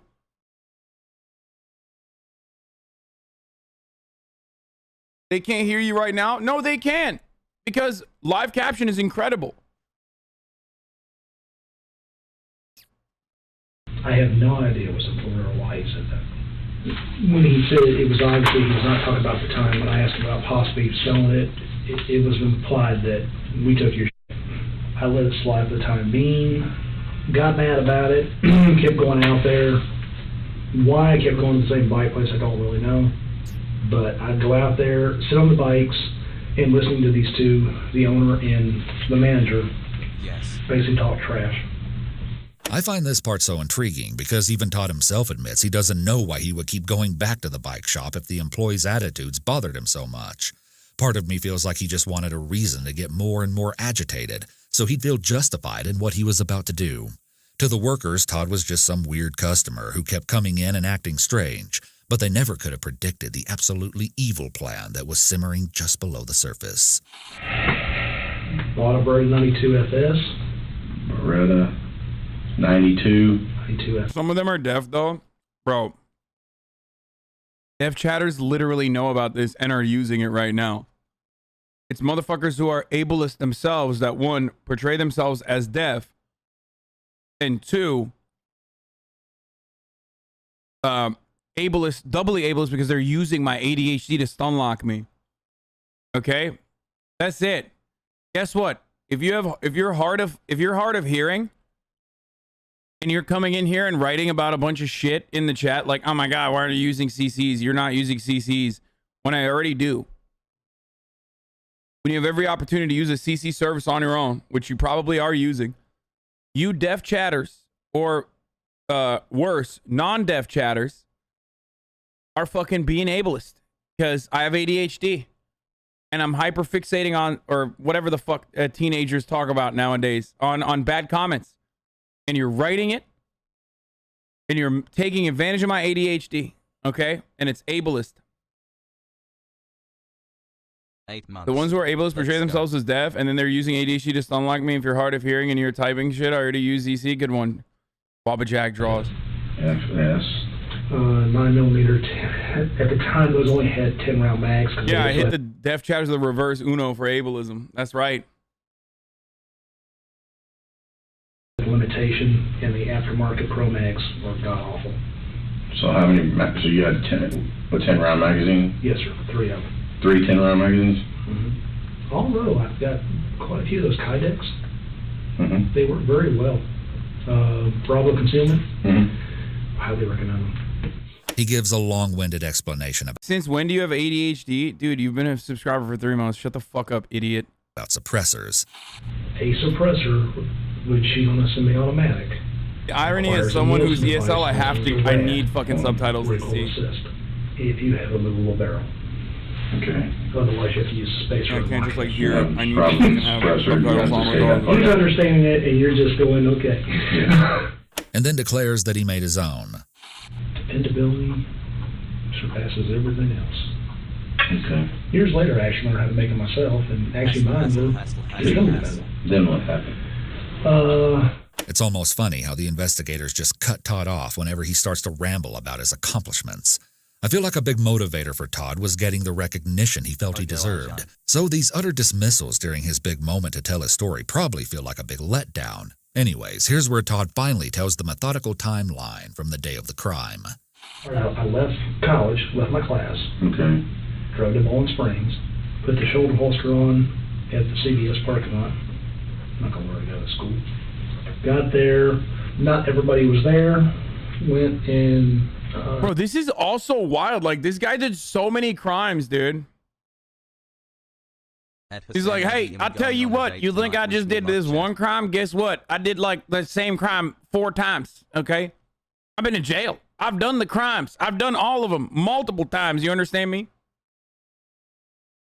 That chain is holding on stronger than your belief in God right now, dude. I sat on a few bikes, did my usual, and doing my best to make sure that the paying customers were not there. Collateral damage is not cool. Todd really harps on the point that he didn't want to kill paying customers, which seems to be his way of painting himself as a sort of anti-hero, like he really seems to relish in viewing himself through this lens. You said you were waiting on what? This was during the time, as you know, that it was not busy. I chose time that was not after work, when I would have a lot of people in there. Did not want to shoot other people. Kind of funny. Kayla put on her paperwork when she was writing stuff out to me that she found a killer with a conscience and a kidnapper with morals, whatever the hell that meant. You remember that? Yeah. So you said I did not... After she said, I spent a lot of time thinking, going, wow, kind of, okay. So as Todd waited for who he judged as innocent people to leave, he was also waiting for one of the employees who he felt wronged him to... I swear to God, this is a video of like when conservatism goes to its last destination. He's like, he's such a LARPer. He's all in on like vigilante justice. He thinks he's in the moral right, even when he's doing murders and kidnapping. He has no respect for marginalized groups, whether they're like fucking addicts or women. And like thinks he's doing them a good deed by kidnapping them. Got put in my recommended. It's just final stage conservative brain rot. Like, show up. Once he was alone with the workers, Todd says he asked to buy a bike so that the mechanic would take it back to prep it. And then he says one of the most outrageous things the police had probably ever heard. That was one big building. Yeah.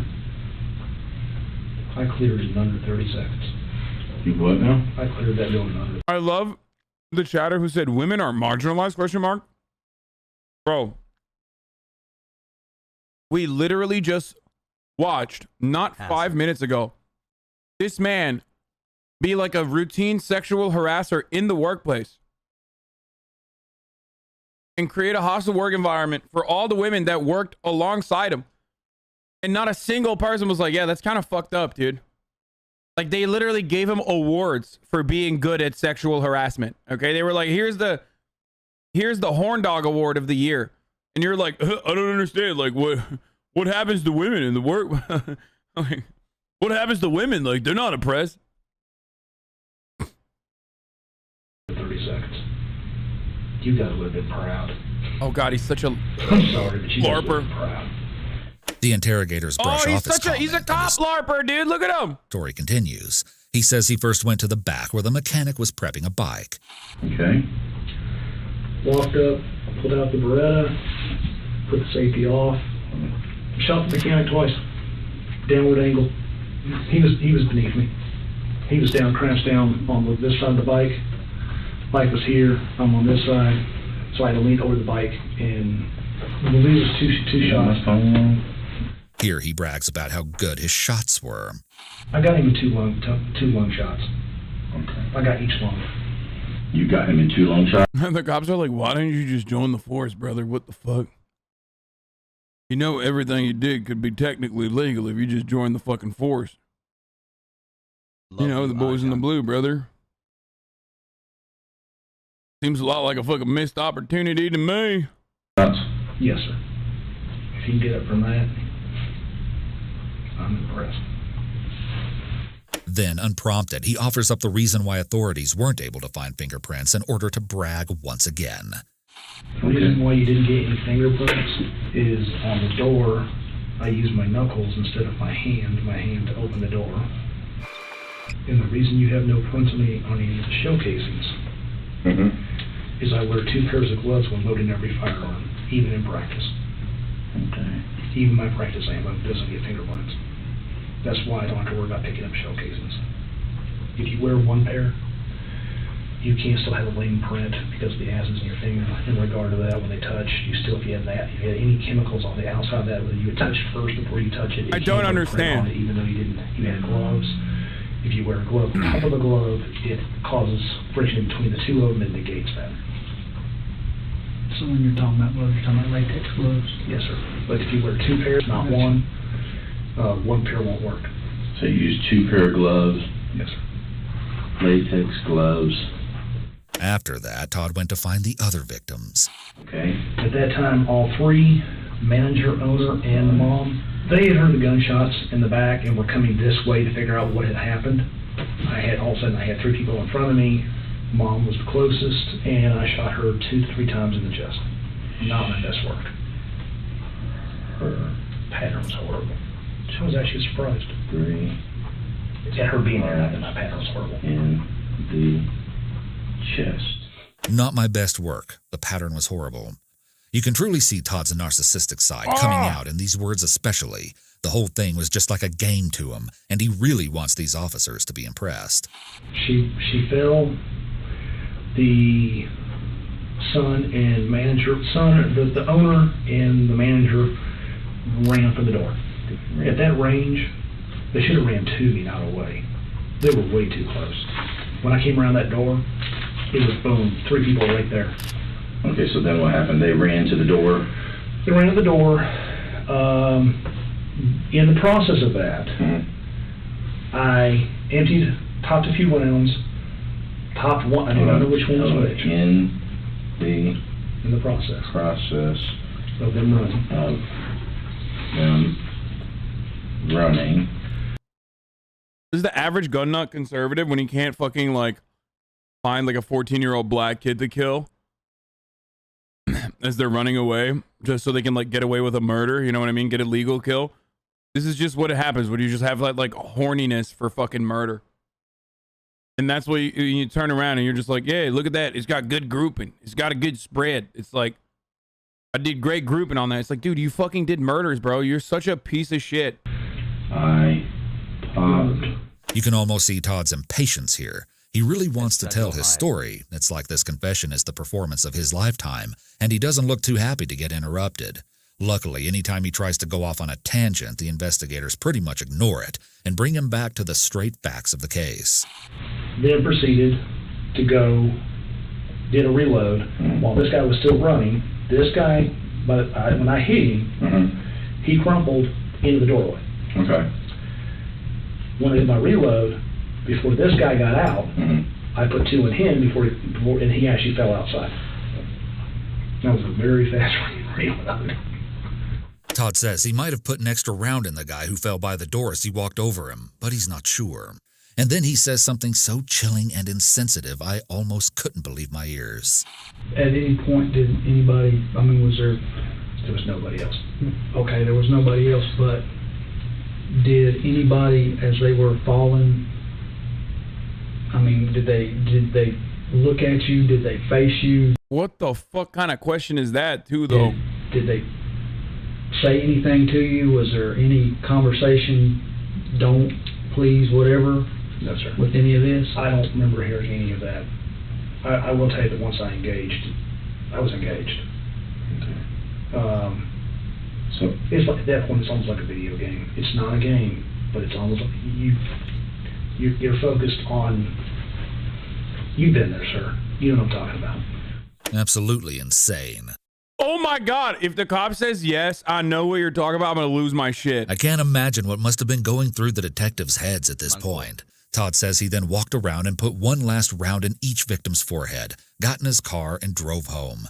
He took the gun apart, put its parts into parts of his trash and even cat litter, and then disposed of that evidence in the dumpster. If it hadn't been so long, you guys could have actually pulled records and actually gone and figure out.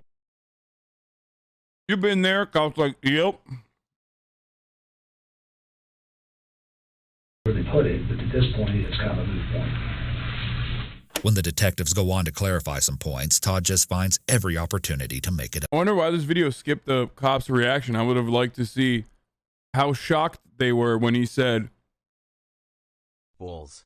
You know what I'm talking about. I'm sure that they were disgusted. About himself. Moving targets, multiple moving targets. I don't think I missed. If I did, it wasn't more than once. Okay. But I mean, it's not an easy shot when you got two. This guy's just a mega cop larper, dude. The only difference between him and like the fucking dudes is like, you know, maybe 15 to 20 pounds, give or take, and also just the law. That's it. Like, that's why this guy is literally, if Kyle Rittenhouse hadn't done what he did in Kenosha, this is what he would be doing like 10 years down the line. You see what I'm saying? Yeah, the badge. The only difference between him and this dude is, like I said, 15 pounds on like the law badge, qualified immunity. Not true. There's also 3 weeks of training. I bet you that motherfucker trained more than the cops. What are you talking about? LARPers unironically train more than the cops do. I mean, look at the way he's talking about it. He's like, I was so tactical. You don't understand me.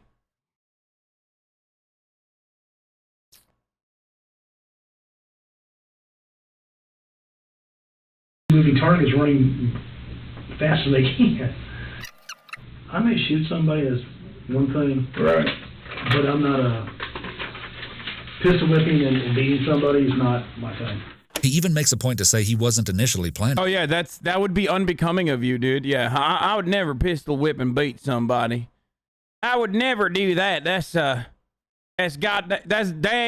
gosh dang unacceptable. You hear me? On shooting the mom, like that gives him some sort of brownie points or something. I actually wasn't meaning to hit the mom. You actually what? I was not meaning to hit the mom. I prefer not to shoot women if I can. I'm going to refuse to shoot a kid. But then Todd's dark sense of humor comes through every now and then to remind us how he really feels about his actions. I still got the t-shirt. They give you a t-shirt? They did. I kept it. I'm not a trophy guy. You're not a trophy guy? Mm-hmm. They wanted to give you a trophy? No, sir. That was actually... I gotcha. I don't keep trophies. But at this point, nothing is too shocking coming from the man famous for saying, "My golf game was weak, my kill game is strong." What might be most frustrating about the Superbike case in the end? He's such a fucking loser too. Like, I don't even want to give him the reaction that he wants, which is disgust, right? Like, he's saying that because like he wants people to either think he's cool as fuck, like he's Punisher. Also, did the cop just laugh at him saying that? Hold on. Trophy guy. You're not a trophy guy? Mm-hmm. They wanted to give you a trophy? No, sir. That was actually... I gotcha. I don't keep trophies. But at this point, Love this community hassle. Okay, maybe he's not laughing, but he was being real cordial. It was like more of an uncomfortable laugh, but he's trying to, one, he wants half the people, My kill game is strong. he wants half the people to fucking think he's cool, and the other half to be disgusted with him, when in fact, like, or fear him, you know what I mean? When in fact, he's just like a fucking idiot. Like, he's like a pathetic fucking loser. Like, he's nothing. You know what I mean? He's not anything. Like, he's a guy who very desperately wanted, like, attention and did all this because he fucking wanted attention and because he thought he was, like, smart enough to be able to get over it or get away with it, and then wanted to be able to, you know, be written in history, I guess. nothing is too shocking coming from the man famous for saying, "My golf game was weak, my kill game is strong." Happy 9 What months might be for most the frustrating about the Superbike case in the end is that during the 13-year-long investigation, one asset that police gained was a sketch of a potential suspect that a witness, presumably a customer who had been one of the last people at the bike shop that day, had described. The witness remembered this man filling out paperwork to buy a particular bike. In 2012, the sheriff held up a newly revised sketch and said, "I'm going to be bold enough to say this is my man right here." This is that picture. As accurate as it may be, it unfortunately wasn't able to catch Todd before he committed his... As accurate as it may be, bro, I don't want to be ableist, But no wonder they couldn't catch this motherfucker. Okay, if this is what you were rolling with, like. Buff, thanks for informing and entertaining for 10 months. That's my artist rendering, dog. My killer's never going to jail. Other atrocities. Now, to be honest, the raw footage of Todd's whole confession was tedious to watch at times. You see, Todd didn't want to write out his statement because he said he writes for a living and his hands hurt, and so the detectives had to stop him after every sentence and very slowly transcribe his confession.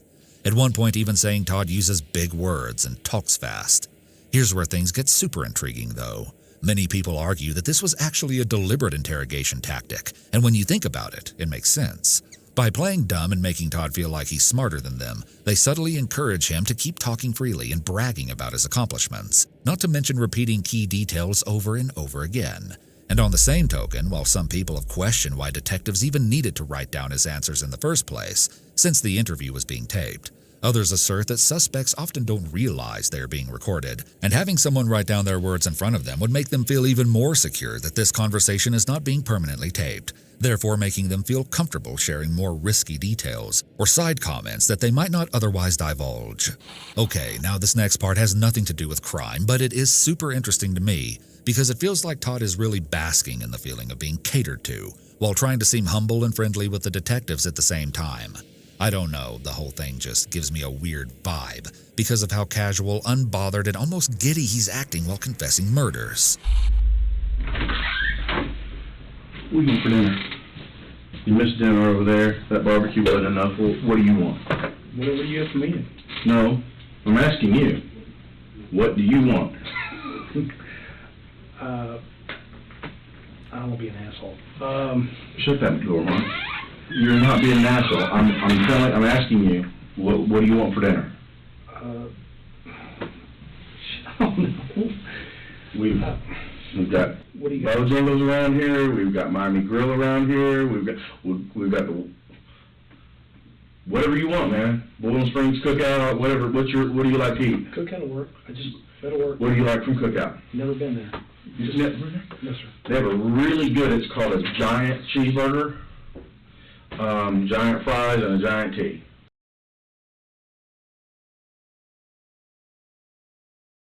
Okay, to people who say this is a technique that cops engage in where they like, you know, want more corroboration from the witness, and that's why they'll juice him up. He already gave him everything. They unironically don't need to be nice to him at this point. Like, or cooperation, not corroboration, sorry. Like, they're just chilling, dude. You want a big burger? It's the biggest. It's called Giant Cheeseburger. Let me tell you something. It's a fucking good-ass burger. I'll tell you what, I'll get one, too. They're really good. Works for me. That's what I usually get. Okay. All right, I'll be right back. I just don't want to be the guy who goes, I want the steak lobster and he's an asshole. Well, I mean, no, whatever you want to eat, I'm feeding you. Thank you. But okay. There are actually a lot of moments sprinkled throughout where Todd seems just a bit too comfortable given the subject matter at hand. So he's going to win, Trump or Hillary? I'm scared to know. I get you looking at my way. But to be honest, there were times... Oh my god, dude! Oh my god! This is awesome! I'm scared to know. Oh, first of all, that's a dumb question. They're cops. Of course they were fucking Trump supporters. During the confession when I did feel like I was watching buddies talk, and it was a little surreal.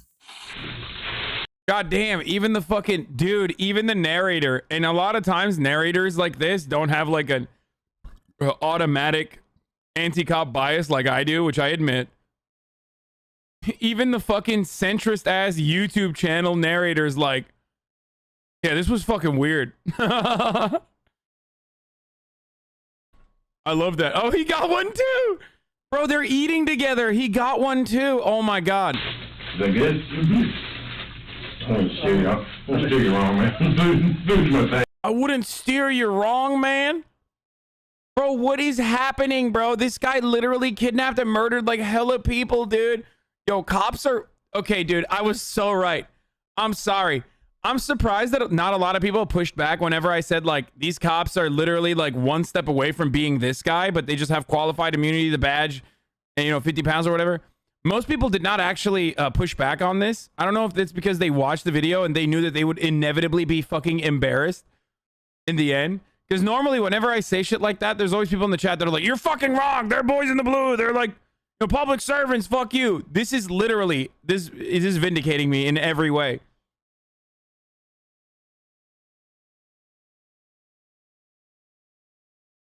Like, they're on a date, dude. Can you please look at my previous message important? If it's unimportant, I'm going to ban you. I cannot believe you did the top of the hour ad break coming your way, but while I have you here, might as well mention ways you can skip the ads, such as Twitch Prime, Real Money, or blocking them ads.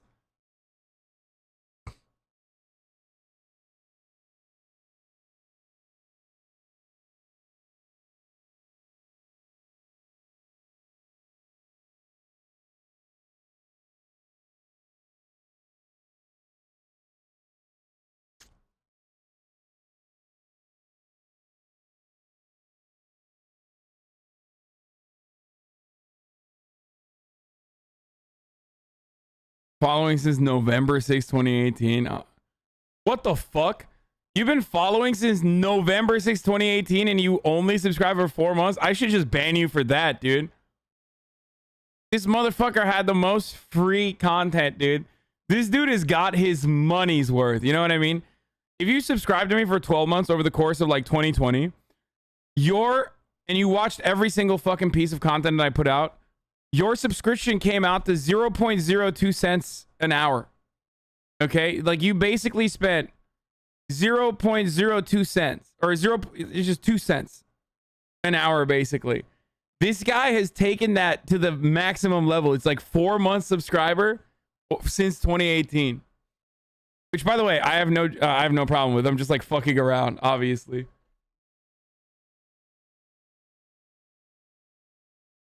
You want to ban people for not subscribing when they follow you for quite a while? Guys, maybe you're new here. Like, I'm joking. Obviously, I would never fucking do that. I literally constantly talk about how you shouldn't subscribe unless you want to support the show or skip the fucking ads. Definitely don't subscribe if you think I'm going to call out your name or anything like that.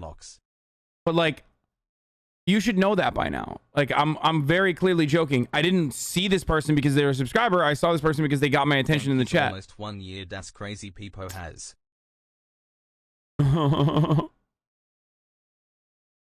Discriminating against the poor and yeah, no. I respect this. This was actually pretty good. It is top of the fucking hour.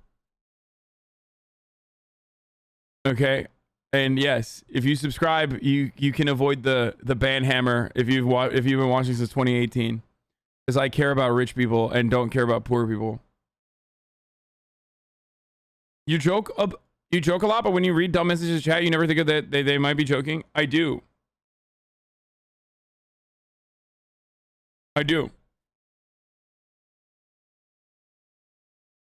That's why, actually, being a subscriber saves you in that situation. Because, like, if you're a 12-month subscriber and you say something and you forget to put, like, a cap or something on it, like, I will most likely not ban you because I'll know that you're trying to bait. Long-time follower subscribe for a short amount of time, instantly regrets it. I mean, it was a good debate. Here's the ad break now, by the way.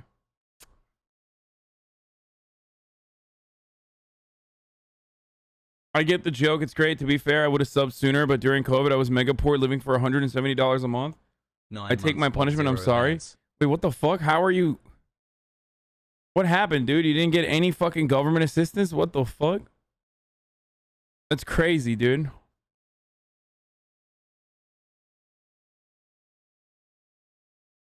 Yeah. If you want my attention, you gotta have a good bait or, you know, be productive in the chat. You reward people for derailing content. Damn, this is crazy, yeah, $170 a month is insane. I don't know. I think he's like making that up or lives in Zimbabwe. One of the two. I don't know what's going on there. Or is a kid. Thank you, anonymous user, for the 5 gifted subs. My fam, it was decent. I just talk about self-suck for attention. Yeah, you do. Oh, he said $140 a week and no assistance. I got 0 stimmy, no assistance. What the fuck? That's crazy.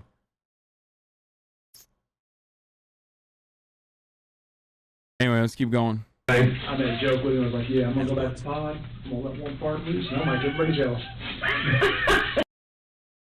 Oh my God! Are you fucking kidding me, dude? So he's going to win Trump or... We're running that back. Thanks, Scared, no. I get you screwed in my way. But to be honest, there were times during the confession when I did feel like I was watching buddies talk, and it was a little surreal. Is that good? Mm-hmm. I want to steer you off. I want to steer you wrong, man. Food's my thing. I made a joke with him. I was like, yeah, I'm going to go back to pod. I'm going to let one fart loose, and I'll make everybody jealous. Take this crop dust. Y'all have sandwiches again.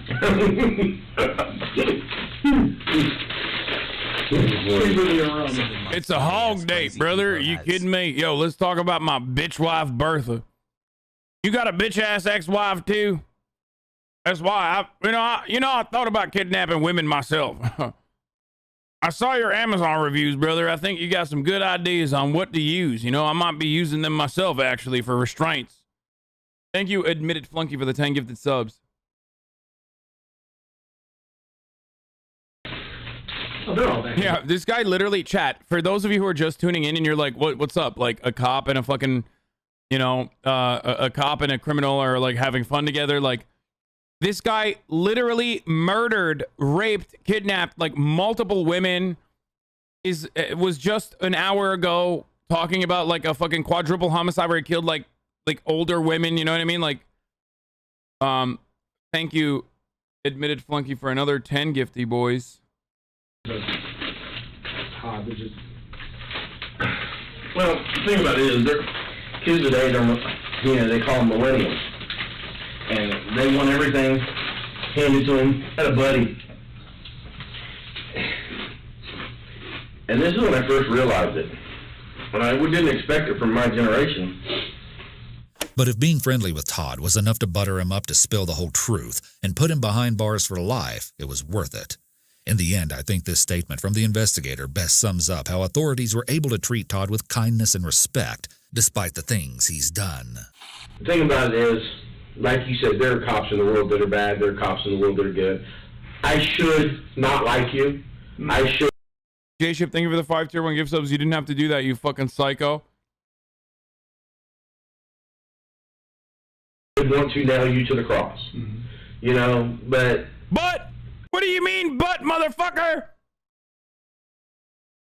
This guy was a demon for like 20 years, bro. Since like 14, he's been like kidnapping and raping and doing psychopathic shit. What do you mean, but? There's no but.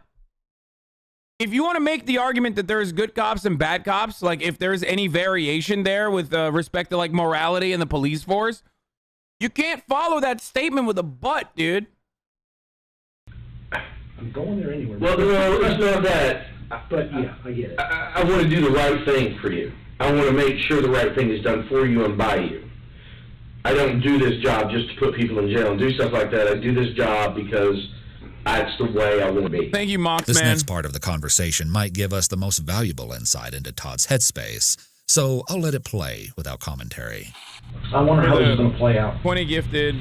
Really? And Kev Rhino for the 5 gifted. Put me on a gurney, which is what I'm expecting. That's what I'm expecting. Or they're going to put me in a... Yes, it's that time of the day when everybody starts gifting randomly, but it's not really random. It's because someone gifted big, and then I fucking called it out. And then chatters are like, oh my God, he's calling out gifted subs.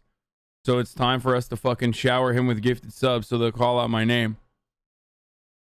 Thank you, Motagata, for the 12 tier 1 gifted subs.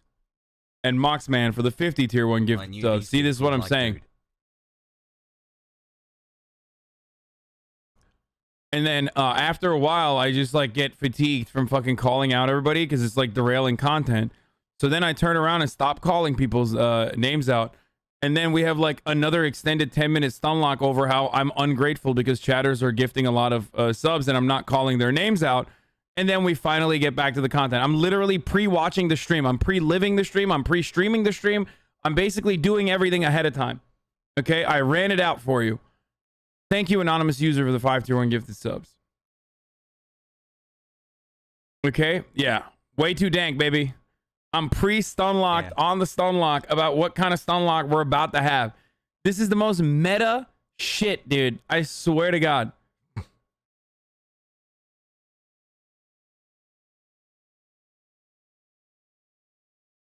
This guy is fucking nuts. But hold on. Commentary. Oh, the one thing I was gonna say is he's like talking about like, you know, I'm not gonna mistreat you because you know, I got into this because this is the way I want to be. It's like, dude, what do you mean? What about fucking justice for the victims? Like, I love that that does not go through the cop's mind at any point. Like, thank you, lol, in your face for the 531 give the subs. Like, he literally never thinks to bring up the fact that, you know, there are victims out there and their families, and he wants to do right by them. He's like, I want to do right by you, brother.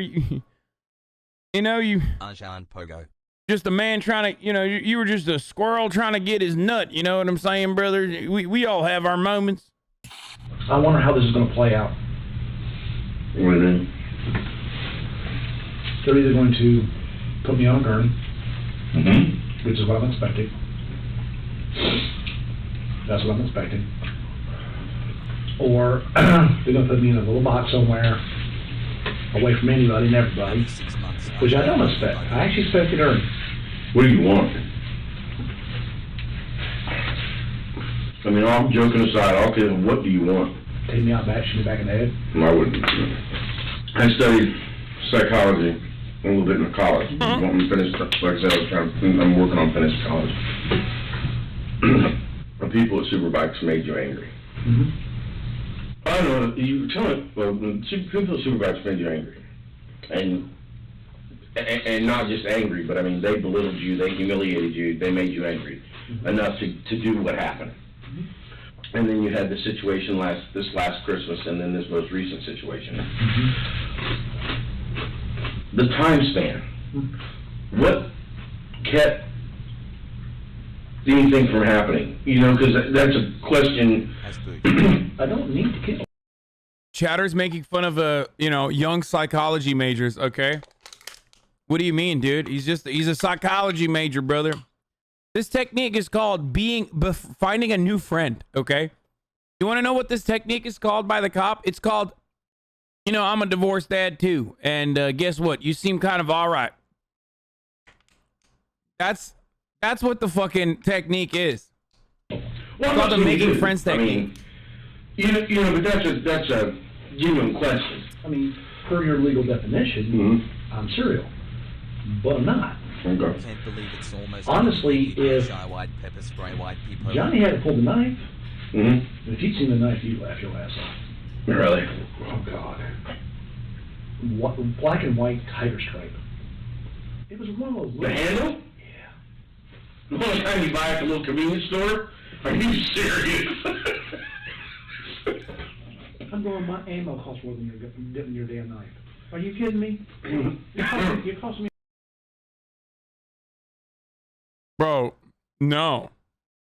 Damn WTF. This is literally the greatest anti-cop agitprop I could have shown you guys ever.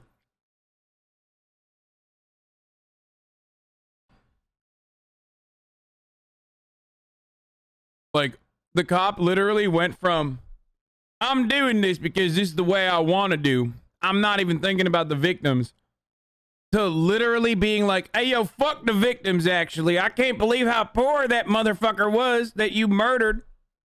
Lol. Like, he literally went from, like, one, not even bringing up the victims in general, which is, of course, an automatic self-report, to literally making fun of the victims. Yeah, you did a good rape on that other girl? Yep, that's right. Man, women are so fucking difficult to deal with. Yeah, I know. I got a bitch ex-wife, Bertha. Money. If you're gonna stab me, at least stab me with a butt knife or something, you know? something with a little history, you know? One whole friggin' year with you, Ajan. I refuse to believe you're that stupid. Definitely farming viewers. Do you really think that, or are you just farming viewers? He's doing an interrogation, dude. LMFAO, you can't be serious. I love this kind of take, because you're such a fucking bootlicker piece of shit that, like, you unironically you unironically are fucking losing sight of the fact that he already conducted the interrogation. He's just like giving him food now, and they're chummy and they're having fun. He already admitted to everything, you dumb fuck. You're really wise, man. All cops are bad people, Pepega. Dude, I love that, dude. Like, this is one video where you literally can't fucking defend this guy. Like, this is one video where this dude is indefensible in the way that he is, like, approaching this, like, multiple mass murderer, fucking mass rapist, serial rapist. And you're still having, like, you're still looking so desperately because you're not analyzing the situation correctly. Like, if you might have an anger about, like, ACAB or whatever, but this is literally an instance where you can't make that argument. And yet you are still looking from your biased perspective to defend the cop and being like, oh my God, well, you know, he's actually doing an interrogation. He's not. He's not doing an interrogation at this point. They're just fucking having fun. They literally conducted the interrogation at this point. You're wrong. You're literally wrong.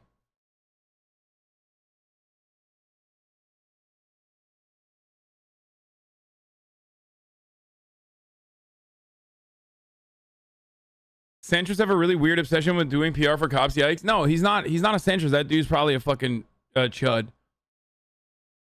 There's no shot that that dude is like just a centrist. He's probably a fucking Republican or some shit. Yeah, he's just interrogating him, brother. Why doesn't he suck his cock, dude?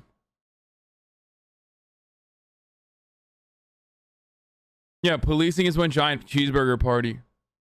This is after you shot him. The problem is that you keep talking bad about all cops. Yeah, that's not a problem, brother. If that's a problem for you, you're at the wrong fucking stream, okay? Listen, you can be a good person and you can be a cop, okay? But you can't be a good person while you're a cop. There are very limited instances where you're actually doing the fucking right thing because by designation, your job, unfortunately, in the way that it's been created historically and the way that it works right now in contemporary society, it makes it impossible for you to be a good person while in the process of being a cop. There are plenty of unjustifiable laws that you have to uphold as a police officer, as an officer of the law, and therefore it is functionally impossible for you to be a good cop. That's what ACAB means. ACAB doesn't mean that like fucking every cop unconditionally is a piece of shit, awful human being. It just means that while you're a cop, you can be a good person overall, okay? Otherwise, you could have even joined the police force with honest intentions, things I talk about all the time. But while you are literally a fucking cop, and you put the badge on and you're fully subscribing to that culture, that behavior, that attitude, you get the fucking training, and then most importantly to that you do cop things, you're not going to be a good person. That's just the reality. You can jerk off to endless amounts of Hollywood footage that tell you like cops are fucking protecting the block and they're here to protect and serve, and actually they're putting their lives on the line, but ultimately they're not even they're barely in the fucking top 20 most dangerous professions in this country, okay? They get away with murder. They get away with rape. They get away with a fucking litany of crimes. They're above the law. They treat poor neighborhoods, but specifically black and brown neighborhoods, like an occupying force. They've literally gotten their training, the kettle and corralling strategy, and the occupying force attitude from the Israeli Defense Force, the IDF, the occupying force in Israel. So that's the reason why they treat people like hostile fucking enemy combatants to a certain degree. They weren't great even before they got this fucking training. Post 9/11 is when they started getting the counterterrorism training, though. So ultimately, there are a multitude of different reasons as to why policing in this country is irreparably fucked. But you and other bootlickers like you who are like, oh, I'm so upset that you're talking down the cops, brother. Blue Lives Matter, are making it virtually fucking impossible to make any sort of change. I don't give a fuck about the optics, okay? I don't care. You can cry about it all you fucking want. Be like, oh my God, well, what about when they stop rapes or stop bullets? It's like, as though cops are like literally diving in front of dicks. You know what I mean? Like, oh, there's a rape happening. There's like a massive backlog of rape kits that have not been tested in this country. And you're like acting as though cops are, you know, not doing the rapes and instead fucking stopping the rapes from happening. Anyway, that's not their fucking job, dude. Their job is to actually protect and serve in theory. They just never ended up, doing that. Police officers, unfortunately, under the capitalist organization of the economy, do not protect and serve the interests of the people. They protect and serve the interests of the capital. Okay? That's what they do. They protect and serve the interests of capital. That's why leftists consider cops to be class traitors. Cops are fucking strike breakers, okay? They help rats, scabs, cross the fucking picket line. They break protests down. They destroy free speech. They destroy any sort of fucking insurrection or any sort of fucking attitude that you might legitimately hold against the government. They exercise the state's monopoly of power, okay? Or, the state's monopoly of violence. That's what they do. That's what their fucking job is. Now, in theory, there is still a necessity for policing or some kind of fucking organization that does technically, by presence, demonstrate that there is some laws and there is some order. Unfortunately, though, especially in a lot of black and brown communities, the presence of police is a demonstration of disorder and lawlessness. Okay? Are you happy? Did you really need to fucking hear all of this? Is that going to change your mind? Imagine a society without law and order? Yeah, that would be fucking terrible. Except cops don't fucking provide law and order in many of the circumstances that they find themselves in. Okay? Their presence is lawlessness and disorder if they operate like they are above the law.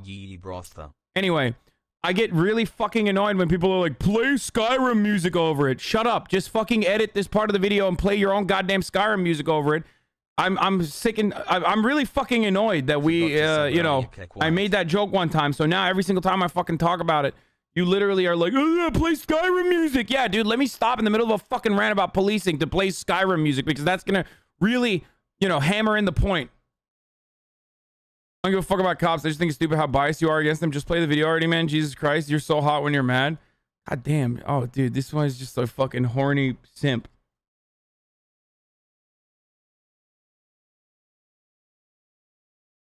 One year hassle. He put that thing out, and I went, here's how it's going to go.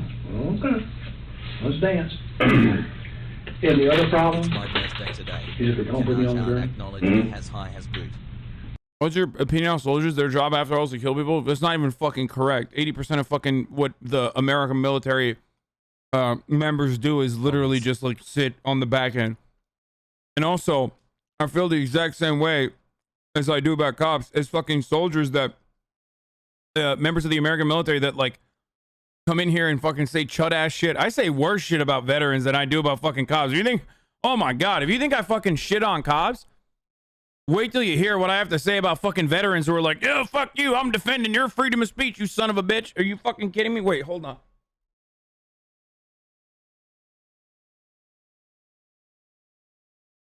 Talking to a goddamn veteran. You're talking to a goddamn veteran yourself. All right? You understand me? I'm a goddamn Korea War veteran, baby.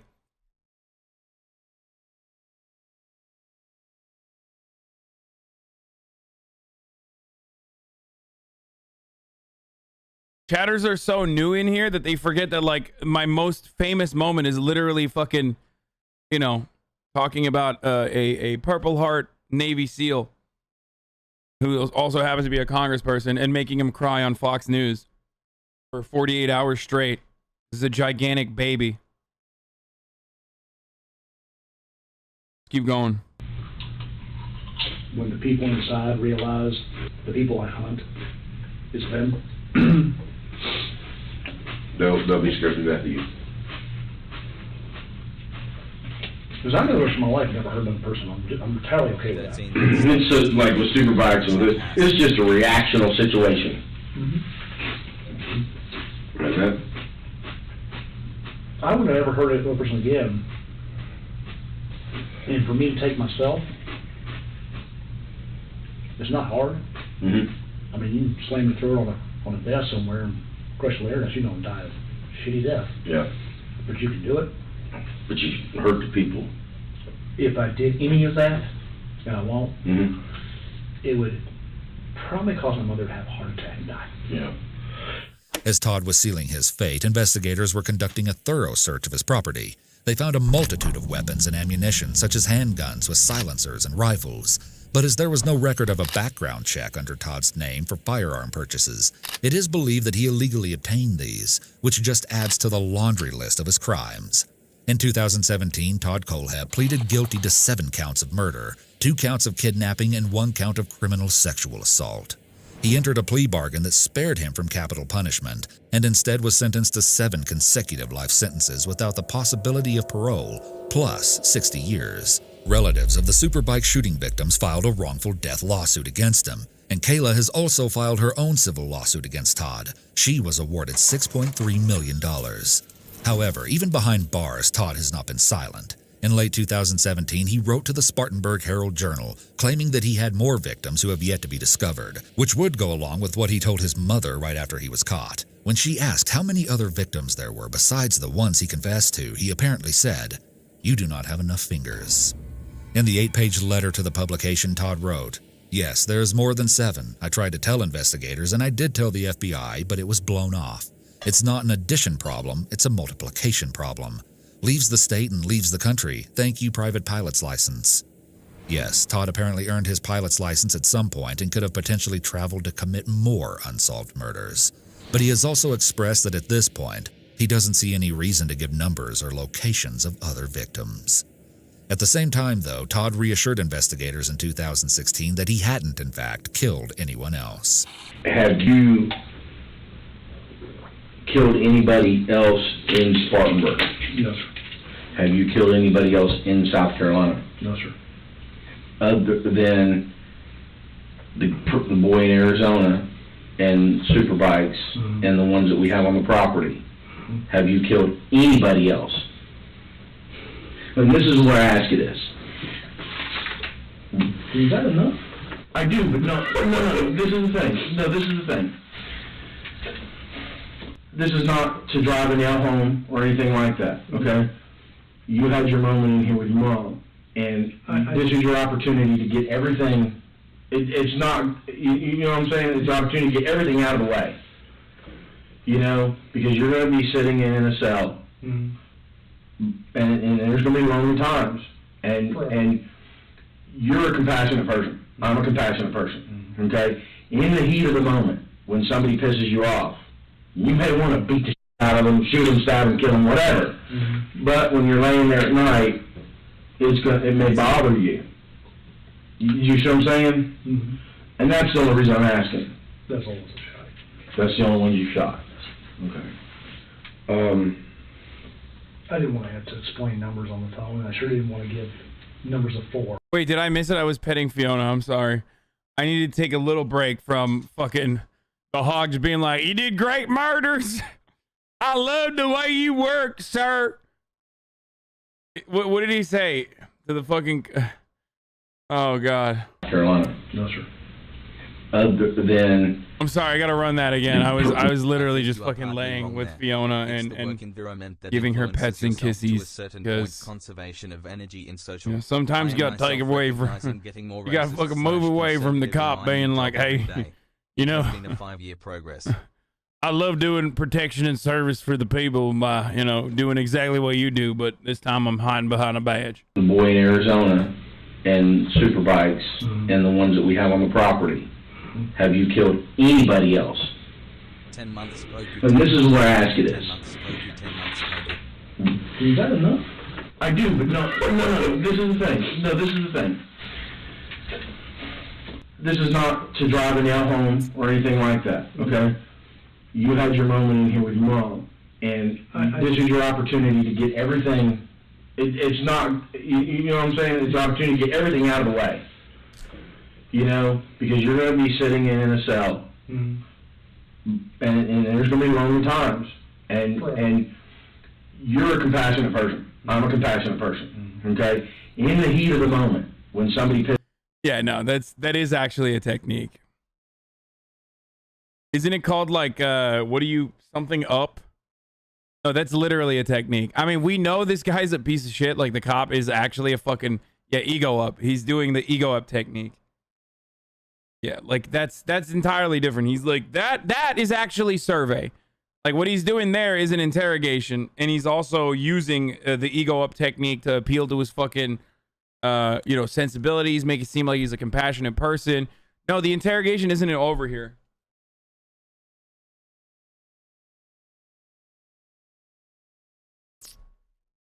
Now we got a nice. The interrogation isn't over here. Him laughing and chumming it up with him while he eats a giant burgle is makes me way more uncomfortable. Way more uncomfortable than this. This is normal. Pisses you off. You may want to beat the shit out of them, shoot them, stab them, kill them, whatever. But when you're laying there at night, it may bother you. You see what I'm saying? And that's the only reason I'm asking. That's all. That's the only one you shot. They're responsible for putting this guy behind bars. He would have killed and raped more people otherwise, dude. Cops need reform, not defunding or freaking abolishment, dude. This is called the chatter didn't listen to anything that this political commentator has ever said or understands the complex opinions he has on policing in America and policing worldwide. So the chatter is actually creating a completely fabricated approach that he suspects the streamer has technique. Okay? That's what it is. That's what that take is, dude. Okay.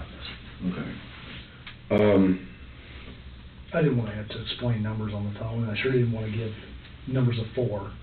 So when you told Mom she didn't have enough fingers... I just didn't know what to tell her on the phone. Okay, so that was kind of, not, I don't want to say embellishment, but it was just something to... Didn't want to give her phone numbers. What is this? I gotcha. Definitely more than one hand, but it's not really a bragging kind of... Oh my God, I got Austin to paint his fucking nails, dude. I mean, mine is like done now. I don't have it anymore, but that's hilarious. 1 year with the big man Pog at Hassan. My man. That's sick, dude. I wonder how many people I wonder how many guys I got to paint their nails.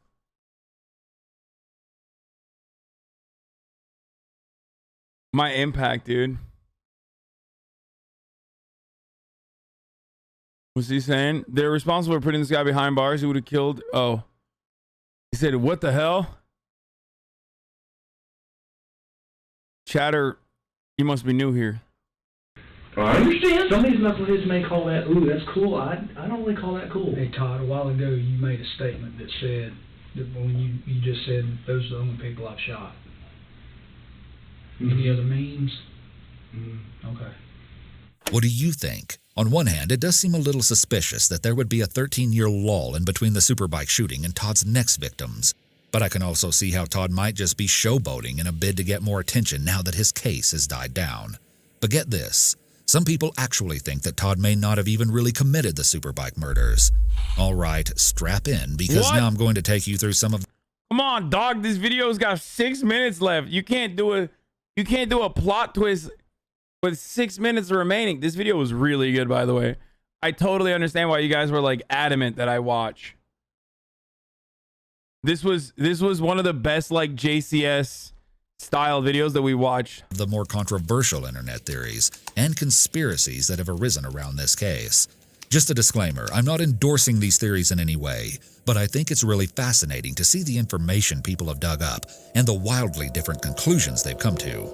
So, about the Superbike murders, a woman named Pat Brown, who is a profiler claiming to have worked on this case in the past, has written about her doubts. She says a serial killer that is also a mass murderer is not what you would normally expect, because serial killers like to have complete control over their victims. She also feels that there is no actual evidence beyond a potentially false confession that Todd was the perpetrator in this case. And she even asserted that the sheriff was up for re-election around the time Todd confessed, and this may have been a convenient way to solve that cold case in the nick of time.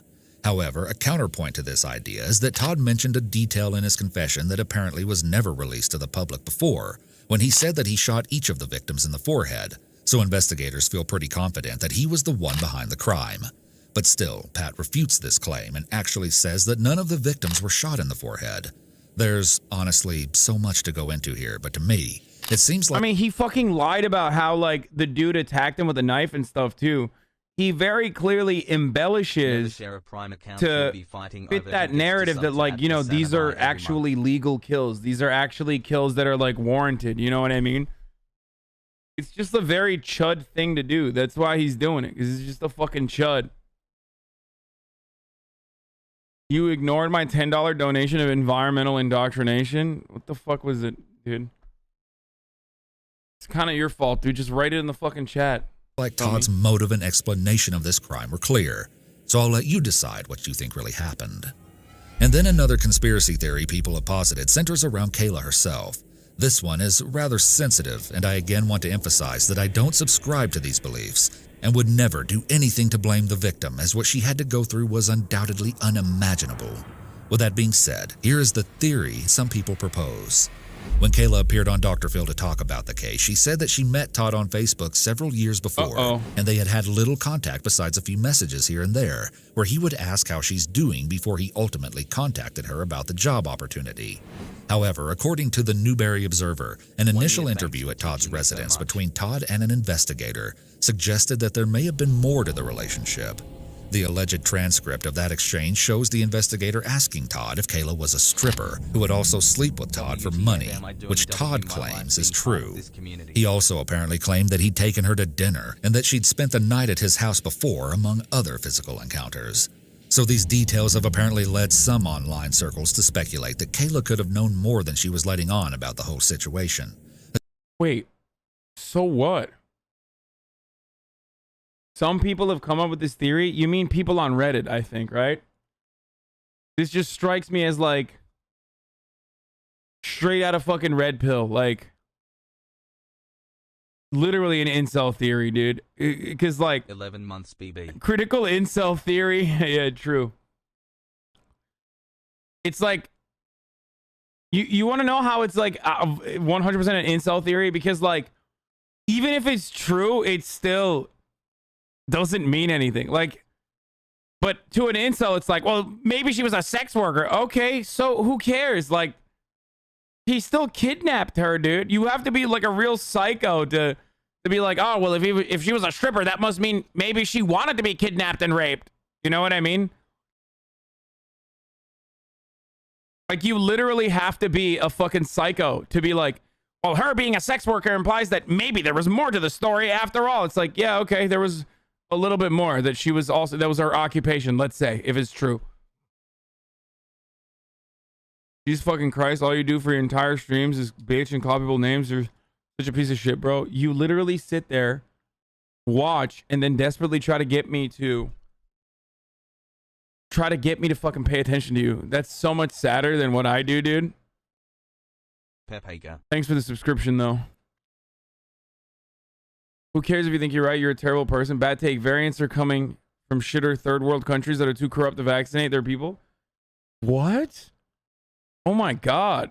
Fighting with mental illness and being technically homeless. I've seen and had to deal with a lot of scummy people who hate me just because of the situation I'm in. Why aren't you allowed to point out black people had a hand in enslaving themselves, though? Especially considered the state in many countries within Africa. What the fuck? So this person is like a mentally ill homeless person who's also like a racist? Like, what's going on? Yeah. I hate that, like, you know, the Delta variant was created because of, you know, the corruption in third world countries. And certainly not because, Yo, I'm sub. you know, they just did not have the means to be able to get all the vaccines because we fucking bought all of them. But he has $5 to sub. Yeah, that's crazy. Dude, if you're literally fucking homeless, like, don't waste your money on me, dude. What the fuck? I think the same exact thing about Sharia law. You take part in it, you're a scumbag. Oh, God. I want to fucking stop before we finish this, and I want to show you something that Iron Stash posted.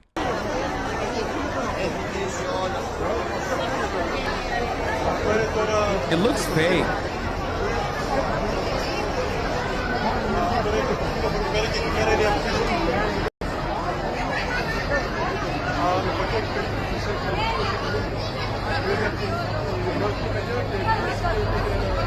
That's in Greece. No, Mickey is there, really? Hey, at least they have fucking planes to take care of this problem, you know what I mean?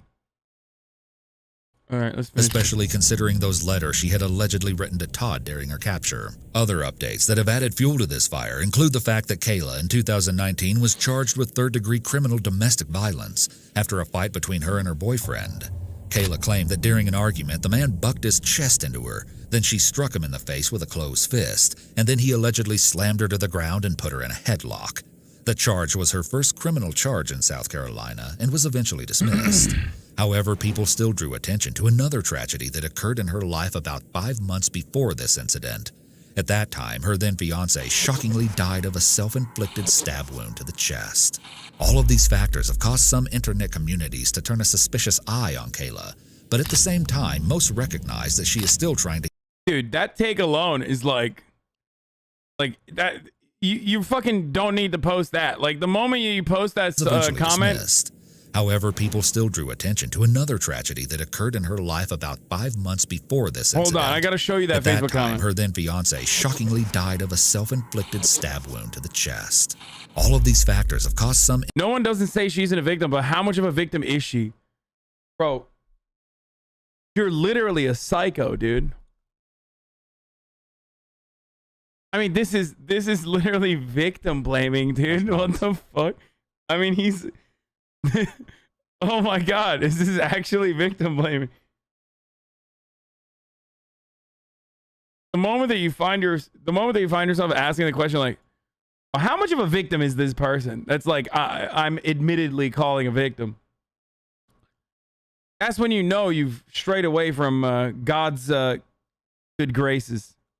Internet communities to turn a suspicious eye on Kayla, but at the same time, most recognize that she is still trying to heal from the traumatic experience she endured at the hands of Todd Kohlhepp. I think everyone can agree that even if we don't have the full picture of Kayla's life, she was still a victim who did not deserve any of the horrible things that happened to her during that kidnapping. And I hope she is doing well today, or at least getting the help she needs to work back towards a normal life. Further updates following Todd's arrest have failed to show any growth nor regret on his part. In a hearing, shocking, family members of the Superbike victims got to make statements directly to Todd, and after one mother spoke about how Todd was frustrated that he couldn't ride a bike properly and said her son would have been happy to show him how, Todd actually spoke up to say, "With all due respect, ma'am, I'm sorry, but your information is incorrect." The judge reminded him he was only allowed to speak if he had a question for the mother. Todd apparently remarked, "I want to let her know why it happened." Geez, I bet you could have heard a pin drop in that room. Todd is certainly one of the most psychologically intriguing killers I've ever heard of. According to a forensic psychologist who was interviewed about 130 serial killers, Todd wanted to believe he was a good guy. He apparently doesn't want to be associated with the worst serial killers and has said, "I'm not a bad person, but I do bad things sometimes." It seems he justifies his murders in his head by classifying people into categories of good or bad. But obviously, it's a childish mindset to have when you think you can judge people's character and decide their life or death based on how it suits you. Perhaps his twisted personal philosophy and complete lack of remorse was best summed up when he told detectives, "I've never done anything to anybody who didn't have it coming." Todd Kohlhepp's story is especially disturbing, I think, because in the eyes of most people who knew him, he was just a normal dude. Outgoing and charismatic even, and at the very least, successful. He's a guy you probably wouldn't give a second look if you passed him on the street, and you'd probably walk away from a conversation with him thinking he's a chatty, decent guy. And maybe that's the most scary part of all, is wondering how many monsters like Todd are hidden in plain sight.